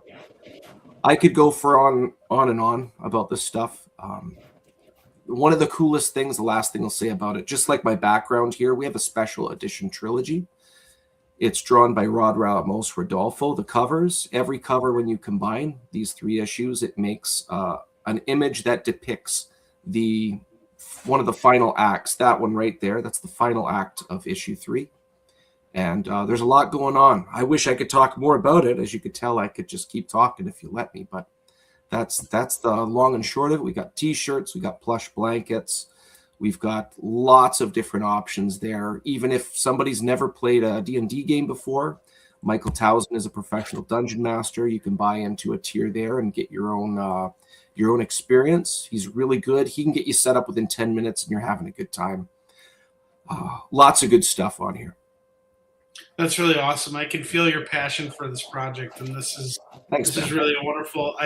Being a big RPG guy myself, this really speaks to me on so many levels. So let's look at your campaign, where we're at right now, and we're at 40 backers. You hit your funding goal. What are you hoping? What are you hoping to get? Like, how many backers you want to land with? Well, Chris and I have quite a few things in common. You asked that with Chris, and I give the same answer. My focus is not with funding like backers, as you were kind of highlighting there. Compared to the previous 2 issues, I'm slightly ahead of the curve. So Chris was saying his best was 124. If he can get 125, that's a win. Yeah, if I can tie or beat it by 1, I think that's the win. So my goal here is just people being aware. How can you even say no to an option if you're not even aware of its existence? That's the whole challenge with indie comics, right? So I'm doing my thing and making sure everybody's aware of it accordingly. That's awesome. That's awesome. Okay, one thing I want to mention too, guys, and this needn't be said, but it shall be said because we must say it all the time. Remember, when you're backing a Kickstarter campaign, you're not paying today, you're paying when the campaign ends. So your credit card will be charged on May 16th, which means you have an entire pay period. And backing this project right now is not gonna break the bank for you. We did get you a backer. I'm about to get you another backer, and we'll make this worthwhile. I'm going to jump in at the issue 1 because I see you got a lot of issue 3s here. I want to give this a shot. So which one would be like the main cover? Is it the Jim Salgado cover? Yes, that is correct. Now for issue 1 and 2 on this campaign, there's only the main covers. There's no variants for those 2 issues. All the variants are focused on 3 for this campaign. But yes, the Jimbo Salgado, colored by Dan Kemp. It's a deadly cover. I really like that. That was the first cover I ever had done for me. And I guess I felt kind of spoiled because it set the bar high. I mean, the rest of the covers are great too, but it's always cool. I'm sure everybody can relate to seeing a brand new cover come in and then seeing it colored and then seeing it dressed. It's always really, really awesome to go through these experiences over and over again. It's like re-getting a birthday or re-getting another Christmas or something to that equivalent. I'm having a good time, man.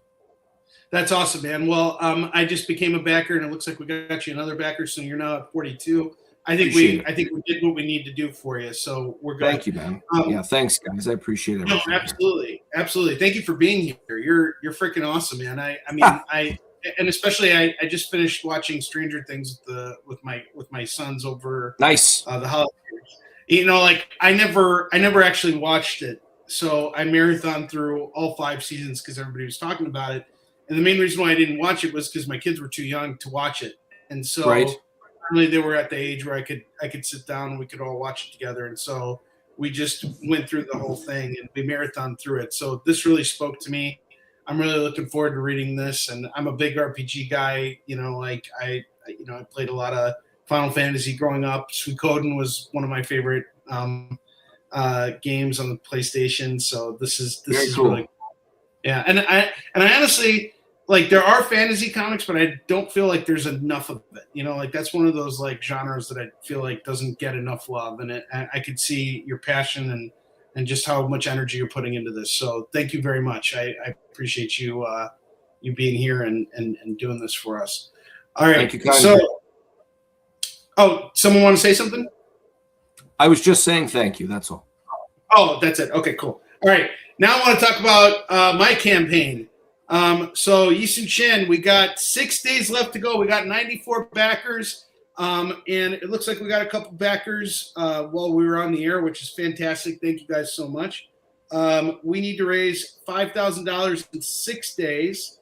And we are now at 3,339, which means we have $1,661 to go. 94 backers. My real hope here is that we land somewhere between 150 and 200 backers. For me, what's just important about this book is honestly getting it funded so that we got the print run taken care of. You know, we got late pledges available for everybody. So anybody who wants to come in a little later, they can do it. We do have some really cool stuff that is available for a limited time with it. We have the holofoil virgin cover for issue 11, which is going to be limited to only 10 copies. You can either add it as a pledge here by itself, or you can add it as an add-on.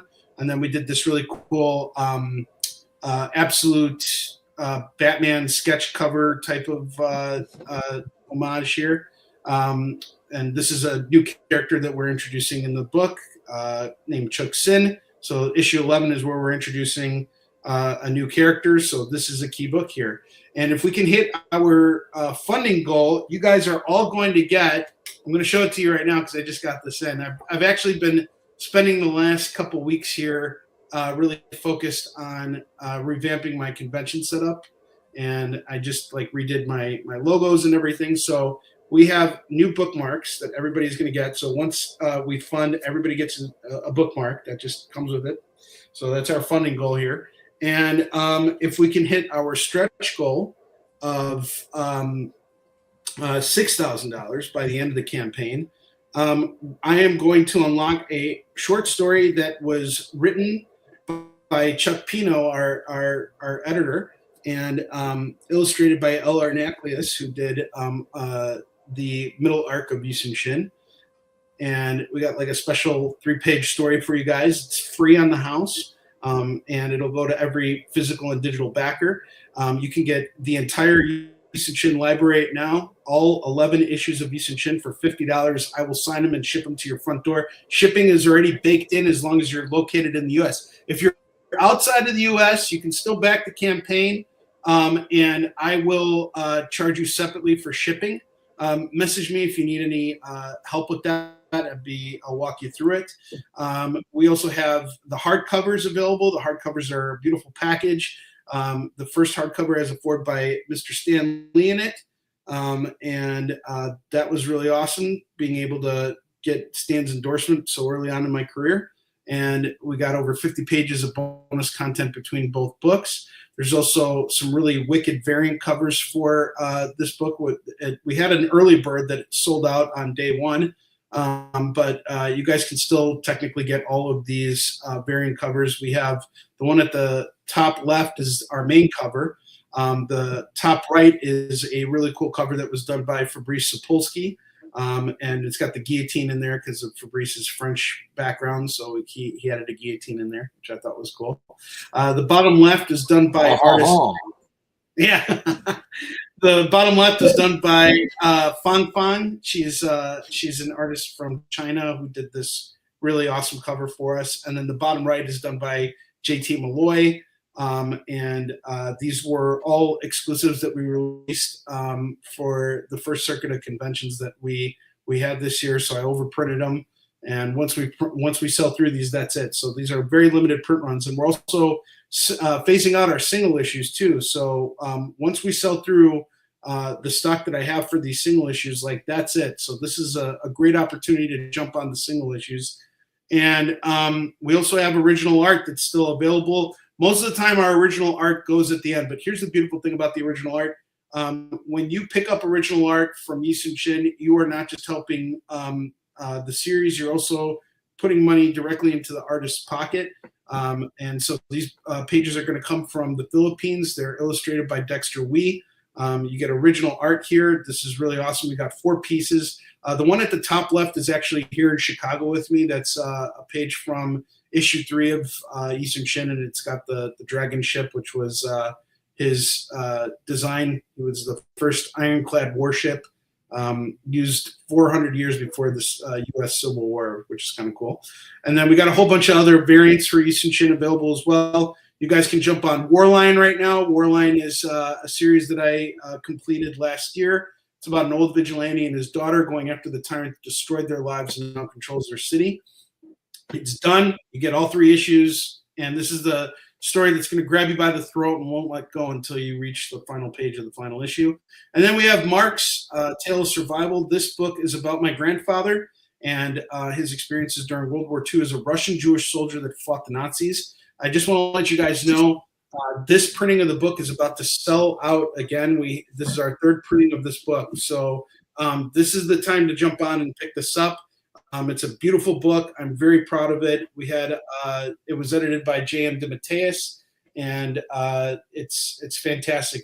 These books are available as add-ons for Yisun Shin. So if you want to just jump on and get, like, you can manage without a pledge, and you can make a pledge without a reward and then add that in the back. Or if you just want to get a PDF of the latest issue of Yisun Shin, it's $3, and you can add on everything else. And I have a question about bookmarks there. Go back to the cover there. You said it was based off which cover? Marks. Oh, Marks. Okay, cool. Yeah. How most stories that are based, or most depictions based off of true stories, there's wiggle room and embellishment. How did you find it was truth stranger than fiction, or a better way of putting it, is it the story is so good it sells itself, I don't have to embellish? Or did you have to find there were scenarios you had to dress up a bit?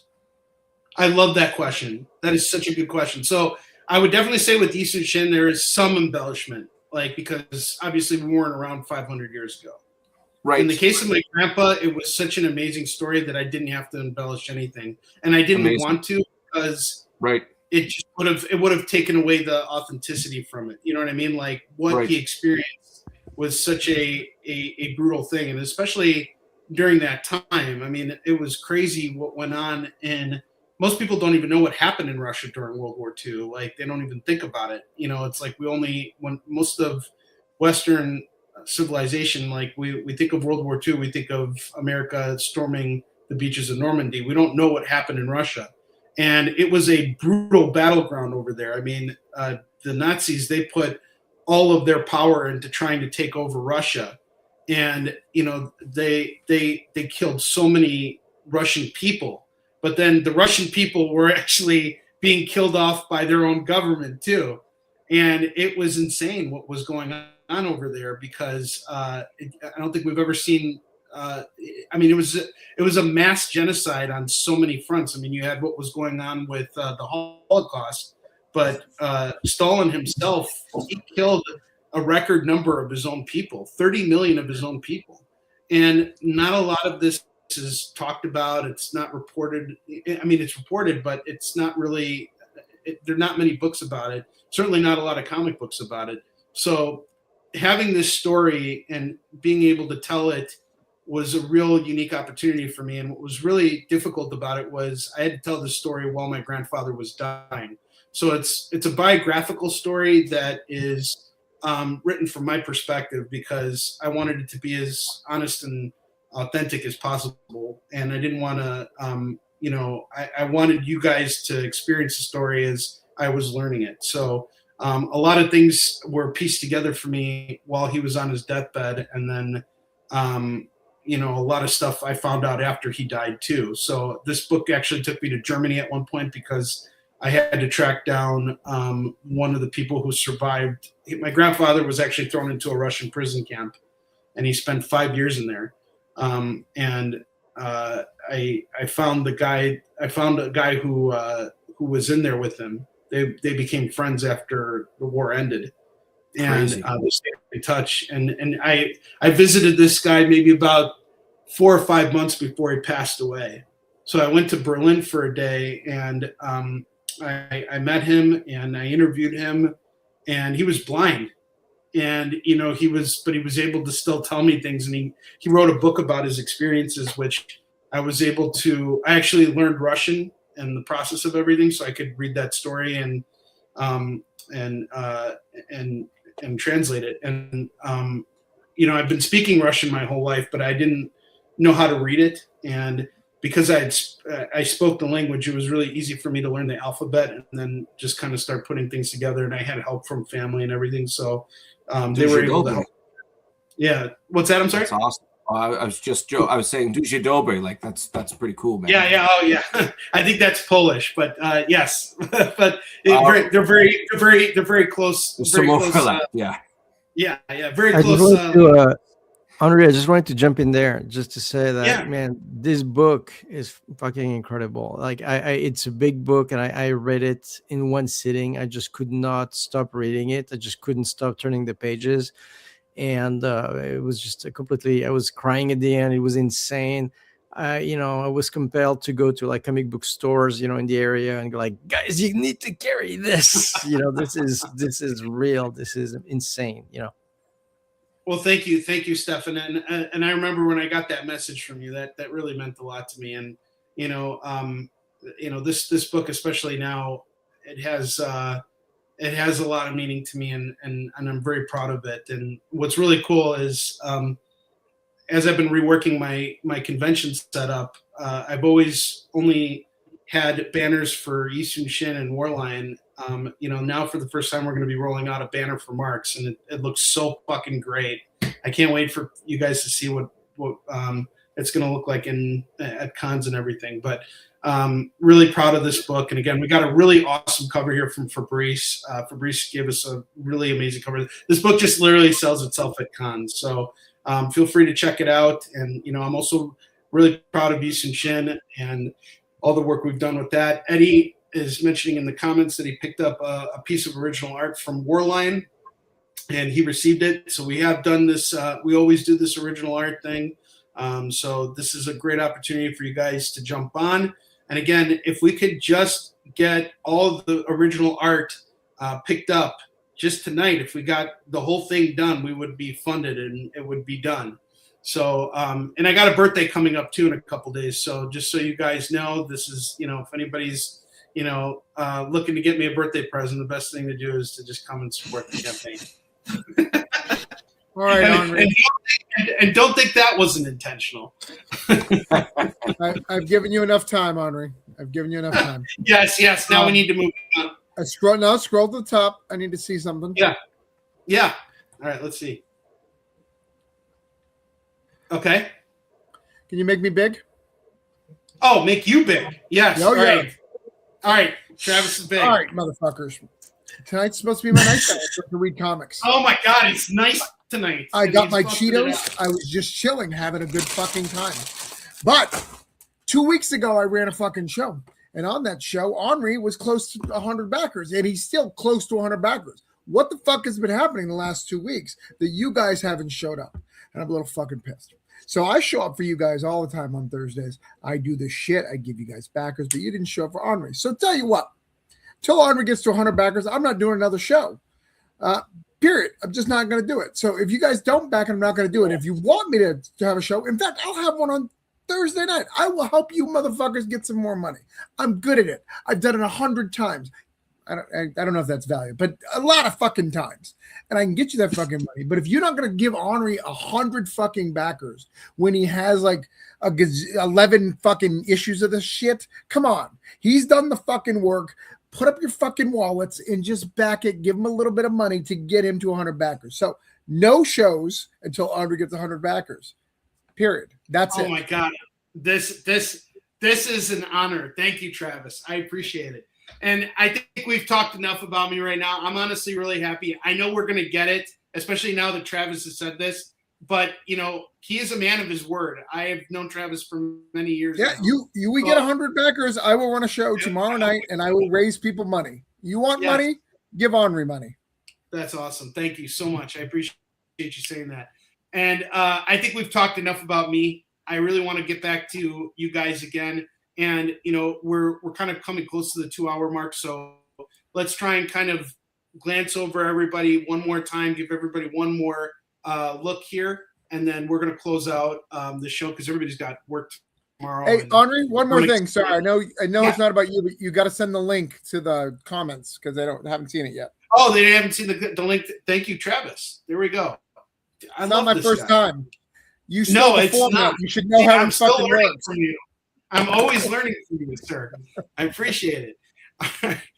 Okay, all right. We're gonna go back to Anenra now, because you know we need to get some more follows here. So where did we start out with? We were Travis also has his notepad where he marks everything down. But I think we were at 48. You're now at 54. So I think you're good. I mean, we got you 6 followers on this. Are you happy? Yeah. Okay. Cool. Very All happy. right. Thank you very much. You can head out. It's been wonderful seeing you, Aaron. We're going to support you when you hit that lunch button. Another thing I want to tell you guys: if you are fans of Visun Chin, Ice and Bone and Blood and Fire are fantastic samurai story books. They're fucking awesome. Aaron's an incredible writer. And we have done stuff together, like, promotional stuff, and he is amazing. So be sure to check out Anenra, which has a very similar art style. The one thing we didn't do initially was we didn't look at this pre-launch page. Like, check out this artwork, guys. This is really awesome. Yeah, it's apocalyptic horror. Follows a team of doctors trying to stop a virus outbreak. But the beginning of each issue is like a glimpse into the future, where it's apocalyptic and you follow one of the survivors in a very horrifying new world. So it's kind of a glimpse into the future, but also following how we actually get there. And eventually the time catches up. So the idea at the end of the 3rd arc, the main body is caught up with the glimpse, and then the final 4 issues are going to be all set in the future. Awesome. All right. Well, we're gonna be on the lookout. Actually, I didn't even hit the notification button, so now we got you 55. Look at Man. that. Because look at this. We got you there. All right. Okay. Aaron, have a wonderful evening. You are free to go, or you can hang out here. You're not being kicked out. No one's kicking you out. I'll hang out for a little bit. Yeah. Okay, I'll cool. get my coffee. All right. Now we're gonna go back to my man Stefan here. Let's get back to Palomino. And I backed this, so we got Stefan a backer here. He's now at 15,000. Stefan, can I just say I'm really happy that we got you over that mark tonight. Right on, man. That's Absolutely. awesome. Yeah. Thank you. 291 amazing backers. Are you happy? Are you happy with this result? Yeah, very happy. It's exciting. It's always you know how it is. Every time you get the little ding on your phone, it's like, hey, Yeah. one more person's reading my book. It's awesome. Awesome. And I want to really recommend everybody to jump on that discovery pack that you have here, because I just think that is such a killer deal. $55, and that gets you every first book that Stefan has done. Stefan, I'm just going to let you take it away for a couple minutes here. Go ahead and No, yeah, it's there's also, I want to say, because I know Palomino's a binger, and like somebody else said earlier, it's been really super fun to see new people come in and get all the 6 books, and then so we also have great bundles for the full series. Like I think if you get the 6 books, you get like the 6 Palomino books, you get something like one of them free or something like that. Just if you crunch the numbers down. So we have a lot of really cool stuff. What can I say? Very immersive world. It's Palomino's mystery, the human connection between the characters is really fun, and this kind of double time period thing. At the end of the day, that's the thing that I discovered as I was working on it. Because you guys, I see people like with you have so many issues. You obviously the story tells you what it wants to be as you go along, and you learn things and you find things that you didn't even realize the story was about. And this one to me ended up being about change, about the fact that nothing stays, everything goes, and so even civilizations, cultural landmarks, people you love, there's never, nothing is forever. So what is it that stays?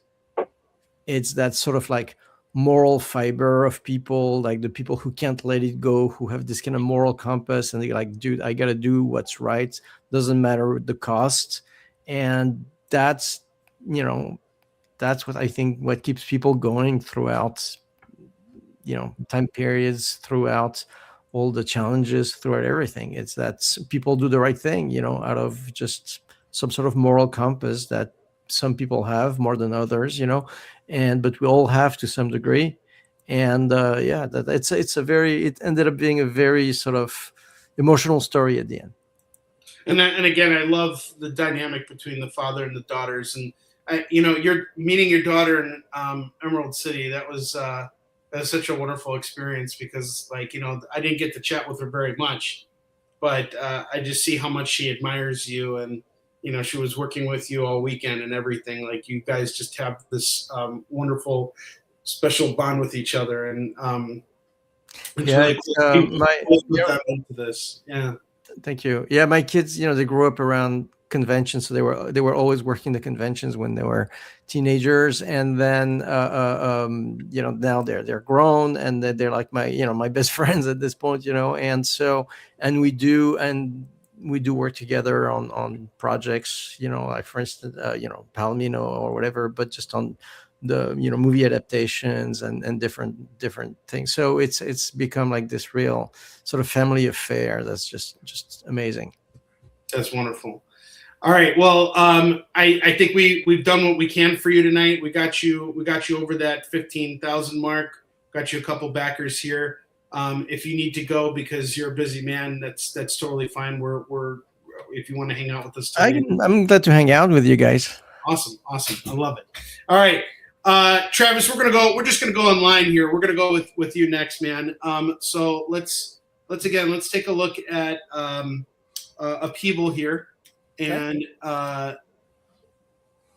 we are in the late pledges. So this campaign's already successful, guys. This is an opportunity for you to jump on. Oh, we got you to 200 backers, dude. I just saw. we got where. Yeah, so we got you where you wanted to go. But I think, dude, honestly, I don't think you're far off from hitting 5K. I mean, I think you could totally do it between now and, I don't know. How long do late pledges last for? They last until I send out the book, so they can last forever if I really don't send the book. I'd recommend you send the book. However, I just sent an update. The art is completely done, and now we're going into lettering. I always are mostly done when I launch, but not always 100%. In this case, I wasn't 100%. I just did an update to let him know, and Jerome says he's going to get it done by the end of the weekend, lettering. So I'll get it pretty fast, and this book will be sent out super quick, especially if you look at when I promised you. When did I promise them? August? What did I promise? Looks like August 2026. Yeah. I'll get it to you this month. That's amazing. Yeah. That's amazing. And that is actually creating some more urgency for you guys that you have, less than 30 days to jump on this. Right. $500. We helped Travis get to 5,000. Travis, again, I am in such awe and of what you guys are doing at Summit. I love everything behind this initiative, and I know you're gonna hit the stars. You're gonna go past the stars. You're gonna go into like the multi fucking universe with this. So it's super fun. It's weird being the superhero guy, right? Because I was actually thinking of people who don't know me. That's not. In fact, I normally talk the opposite. How I don't do superheroes. I stay away from those. I'm the punk rock guy, or the crime guy, or the Cthulhu guy. But it's fun to play in superheroes. I like it. I'm really blessed, and they're a lot of fun to tell. So, yeah, I'm excited, and I hope to get it into your house. Let's get this book. But again, I'm never going live again if you don't back Honor's book. So ever. If you don't get them to our backers, I will never go live again. So I mean, that's never again. We still got six backers to go. Travis, I will give you an update tomorrow afternoon. If we're not anywhere closer to it, Here's the thing, guys. For those who don't know me, I hold grudges. Everyone knows the list of people I don't like. Like, you think I'm going to give up and do a live? That's not going to happen. So you just need to give 6 backers within basically 24 hours. There we 22 go. hours now. Or there will not be any shows. There we go. Ever again. Ever. If you don't reach 100 backers, never again.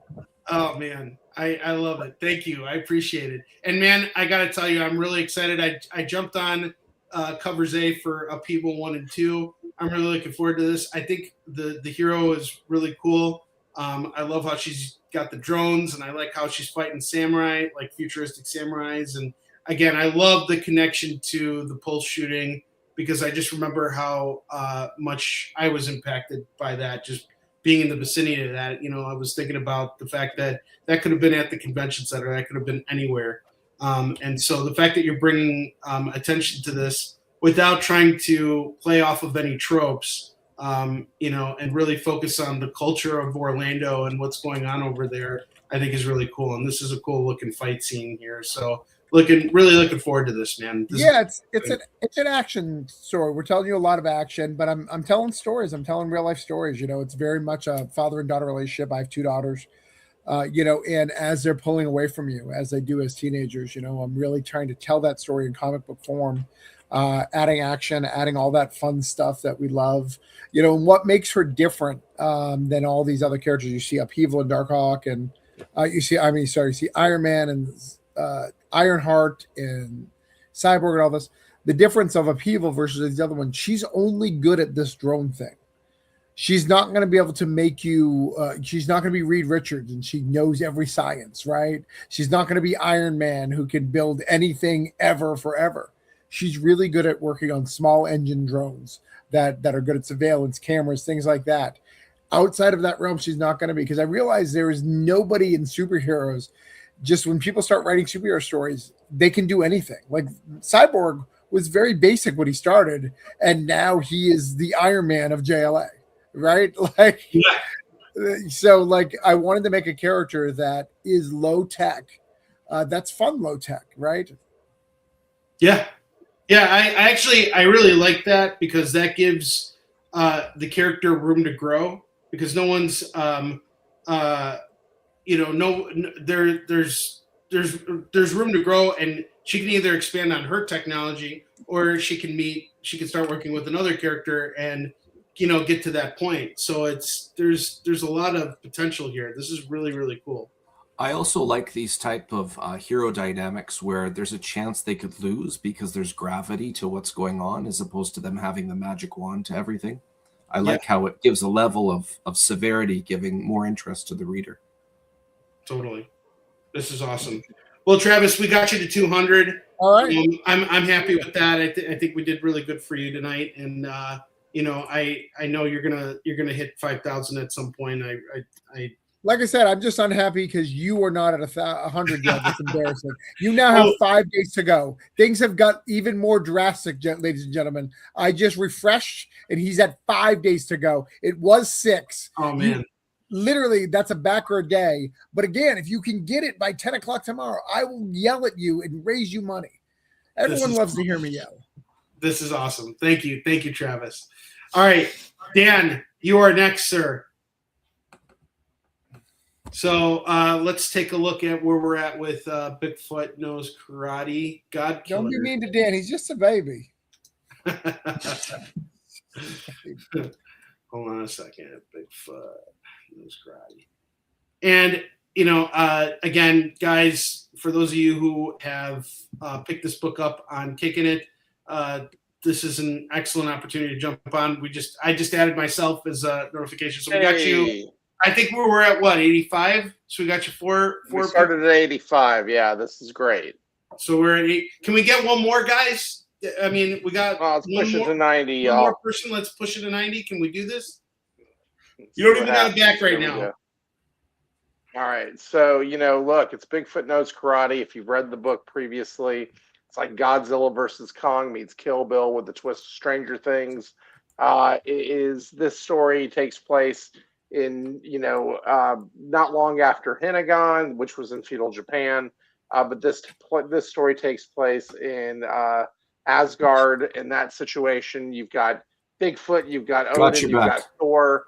I'll let you just kind of go from there.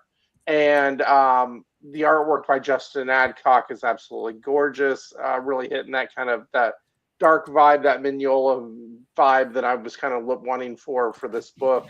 Casey wrote a banger of a story. I had a great time helping him with it. But this is a fun book. If you've not read Bigfoot Knows Karate before, this is a good place to kind of just jump in for a good action story. If you read the story, read our other issues, then there's going to be things that make a little bit more sense for you. Clear up some threads for you along the way, and kind of open up a couple more for you. So we are big into twists and plot turns and all that kind of stuff like that. So expect some of that in this story too. Awesome. Let's see. If you refresh, Dan, you got up to 93. You just got 4 more followers. That is amazing. I love it. Oh, you motherfuckers can follow things, but you can't open your fucking wallets, you bitch asses. Come on. Oh my God, I love it. Bad, but I backed this book, so it's cool. But yeah, I'm back again. I'm backing and backing again. I should. Yeah, no shit, right? Oh my God, I love it. All right, Dan. I'm excited for this. I love this. I love this series. Everything you've done so far has been fucking great. You're awesome. Thank you, Henri, and thank you for all your support over the years, dude. Seriously, you always take my phone calls when I need you. And you take my phone calls when I need you. It goes both ways. We're pals. Hey, nothing but love. Yes, absolutely. Nothing but love. You get Dan over to call you? Every time I've ever met Dan, I was like, hey, I'd really like to work with you. And he basically touches me on the cheek ever gently and says, sure, kid, and walks away. Like, oh, shit. No, don't even do that to me, man. Come on now. No, actually, I'm ready to go invade some Cthulhu, dude. Let's do it. Whenever you want to do it. Sure, right, I'll give you something tomorrow. Message me tomorrow. You got a deal. All right. Dan and I met at Baltimore Comic Con in 2022. That was the last time I did Baltimore Comic Con, and we connected immediately. And I think actually no, hold on a second. Did we meet before that? No, we met over there. We met at Comic Palooza.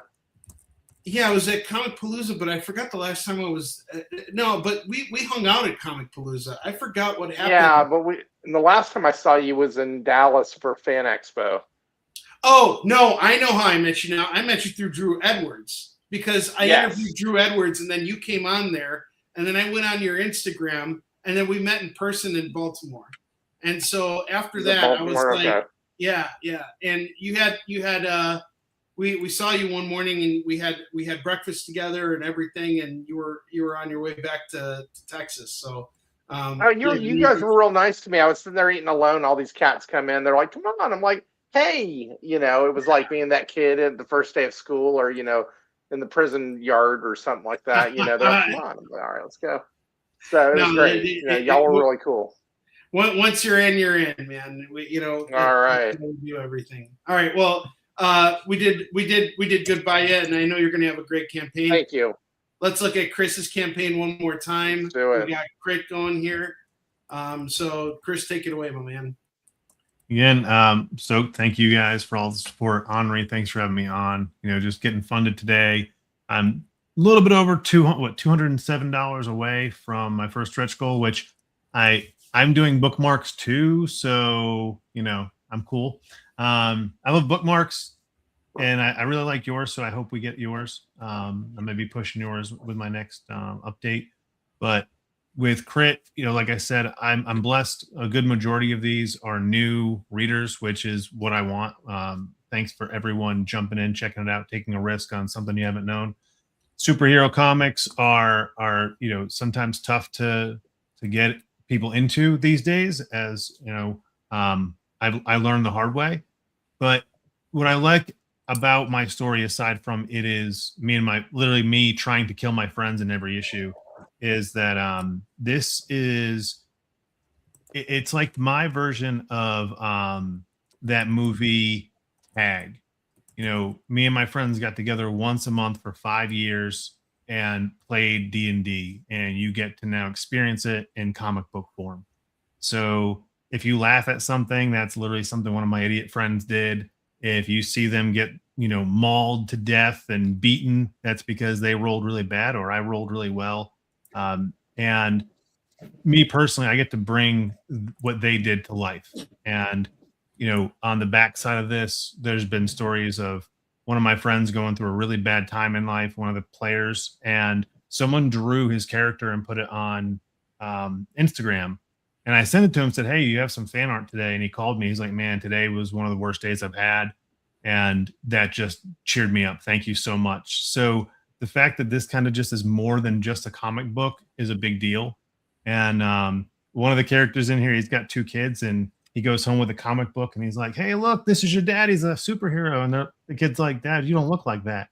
So he started working out a lot and dropped like 20 pounds. And he's a wrestling coach, and he got in shape. And he's like, I got to look like my character in the book. So, this is more than just always just a comic book. There's a lot to it with my friends and our life now. Like they've become comic book characters.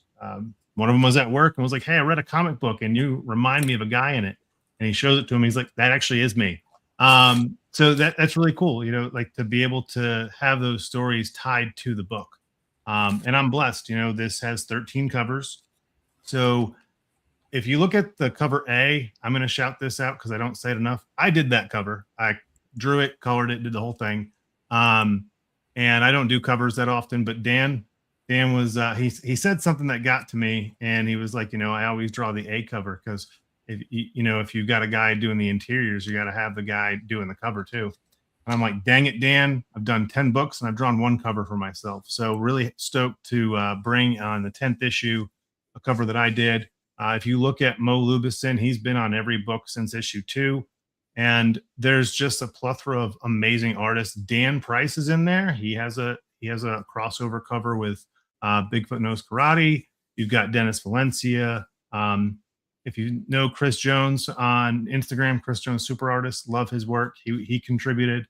And I was blessed to get Viken Marion finally, and his schedule is so tied. And I've been at multiple cons talking to him, and he was like, hey, I got something for you. So there's just so many cool covers, so much to choose from, but this is a huge campaign. And I haven't even announced this on here. If you scroll up real quick, I haven't actually said this, but I made custom coffee, because you can't have a book about a brawl in a coffee shop without having coffee. So I got custom coffee beans and bags. I actually partnered with a local vendor of that does they have a brewery here. I said, hey, can I just buy a bunch of beans off you? And we did some taste tests, and so we have the whole latte trouble coffee beans coming from Homebrewed Comics this year. That's awesome. That's awesome. That's so cool. Chris, I'm gonna revisit your campaign closer to the time that you close up, and I'm gonna manage my pledge, and I'm gonna get something physical here because you've really encouraged me with the stories you just shared, and you always do. Every single time we have conversations, when I see you in person, you always share some kind of really awesome insight with me about life and everything. So congrats to you for getting this funded. Everything is on the up and up with you. I will come back and I will visit. Honestly, I just want to get your cover A, just because I know that this is your first cover, and I want to say that I got it. So I am going to go and manage my pledge and get that. Oh yeah, thank you. Yeah, absolutely. So at the very least, can I just say something? Yes, Say go something ahead. real quick, Henri. Sorry, but Jay from Hydrosylum said some more Chris covers coming. Absolutely, I'm saying it for him. Yes, he's going to be doing more covers. Anyway, I'm gonna start sorry, doing the Chris. A cover on every book moving forward because I can't have a guy. You and Dennis both in the company doing cover art while everything else and me kind of slacking. So yes, moving forward, I'll do the A covers. You got that. Well, Awesome. I will say too that William Russell cover is probably my favorite of everything he's ever done. Thank you. I don't. My I didn't know he Gorgeous. could do cute. He's always doing creepy and bloody, so it was really nice to see he can do cute, and I love it. I do a lot of stuff with him, and I actually designed his wedding invites. And I've been managing all his designs on his Kickstarter. I said, hey, can you do something for Crit? And he looked at all the covers and he was like, you got a lot of stuff going on, but I love the cat. Can I do the cat? It looks creepy. And when he did it, Dan was doing one too. And Dan's like, I'm staying away from the cat. William did a really good job. I'm stoked that he chose Samedi of all characters and made him just look awesome. And yeah, he is cute. He's based off of a real cat. Of course, my cat's opposite. He has a black mask with all white body. And he doesn't smoke cigars. That's the only difference. That'd be really cool. What were you saying? I said he could smoke cigars if you train him. It's a skill He issue. could, but he cost me a lot of money, and I don't want to kill him. All right, we're going to look at the final campaign now, and that is going to be Ray's here. So Ray, just give me a second. We'll pop this up here, and so Chris, we got you a little bit more money in your pocket. I backed you, I backed you when you launched, but now I'm getting a physical cover. I appreciate it. I really appreciate all the help, everybody. And I got a shout out real quick. I actually I got really excited one day, and sorry, but I got real excited about something, and it didn't really work out the way I wanted to. And a couple guys in here were really, really supportive. And I won't go into all that negativity of Kickstarter fakeness. But one thing that I've learned with this book on the community side of doing these shows, there's a lot of really good people in the community. So thank everybody that has not just supported, but also been there to answer questions when, things have come up.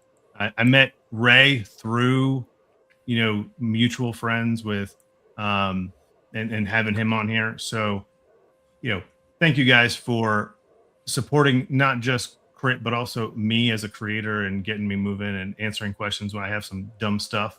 So thank you guys. Absolutely, man. You're awesome, dude. All right, Ray, take it away, my brother. Take it away. Well, what can I say that hasn't been said yet so far from me? Well, fantasy series. We've got 4 very unique looking individuals. A couple of really good compliments I've had from repeat readers is not only do they look very different, but their personalities are very different. They all are expressed very uniquely, and many people really like how they synergize with each other and how they rub each other the wrong way and all the fine details that friends usually have within their circles.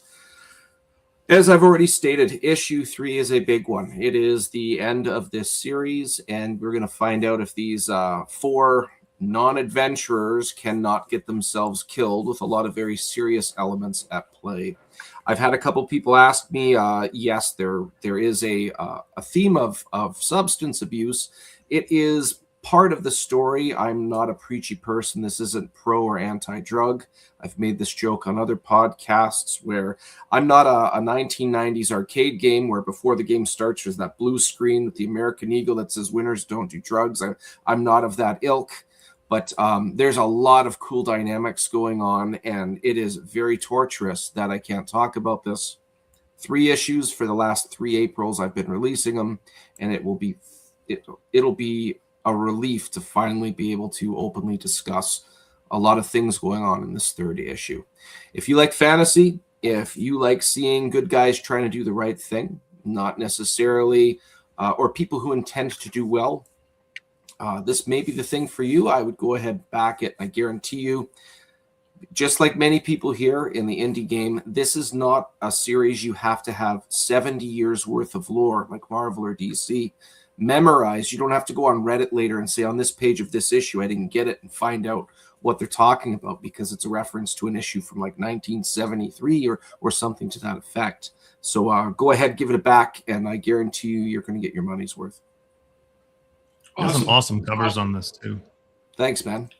Looks really great, yeah. And the interior pages look like a lot of fun. I'm really looking forward to getting my copy of issue 1. Let's see where we're at right now. You know what? I will say, and thanks to all these backers, all the additions, but I will say Dan Kemp, who's colored over 100 issues of Spawn, he really likes Victor Medina's interiors. He says some of them remind him a bit of McFarlane. Some of the interiors remind him a bit of Capullo and Chance Wolfe, and that was a really cool thing to have these. This isn't meant to sound insulting, like living history. That's not to make people sound all old, but like veterans, experienced individuals in the craft. It's just really cool to have them take a chance on little old me. That's fantastic. No, this is really great, and I wish you the best of luck with this, and I think you're well on your way here. We got you. Well, you definitely got a backer of me tonight. I'm not sure where we started. We were at 40. 2. Yeah, yes, at 40. Got 2. Thank you to both of you. Yes. Yeah, you made it. It was really easy with you. We got you in here. So Thanks, this man. is great. You're in a good spot. So good luck with the rest of your campaign. I know you're gonna reach the stars. You're gonna complete what you wanted to do with this, and that's the most important thing. So good luck with everything. And it was such a pleasure meeting you, by the way. I'm really glad we got a chance to connect, and thank you for reaching out and adding to this, because we had a much better experience now as a result of it. So thank you guys for being here tonight. I appreciate all of you guys, and this is just the best community, as Chris was saying. I love all these people in this room here. You guys are all great. So thank you for taking the time out of your busy schedules to be here, to support each other, to be a part of all this, and to entertain the fine folks who will come and check out my shows. So I appreciate it. Trav, who just got another backer. I gotta support the superhero community. So awesome. Thank you.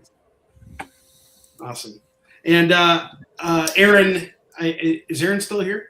Aaron, I added. I just so you guys know, Aaron messaged me while he was while we were talking here, and asked if I could add Marks as just a reward tier, and I just did it right now. So if you guys want to just get Marks and you don't want to support Easton Shen, and we could get those 6 backers so that Travis can do shows again. I think that's really important. Right.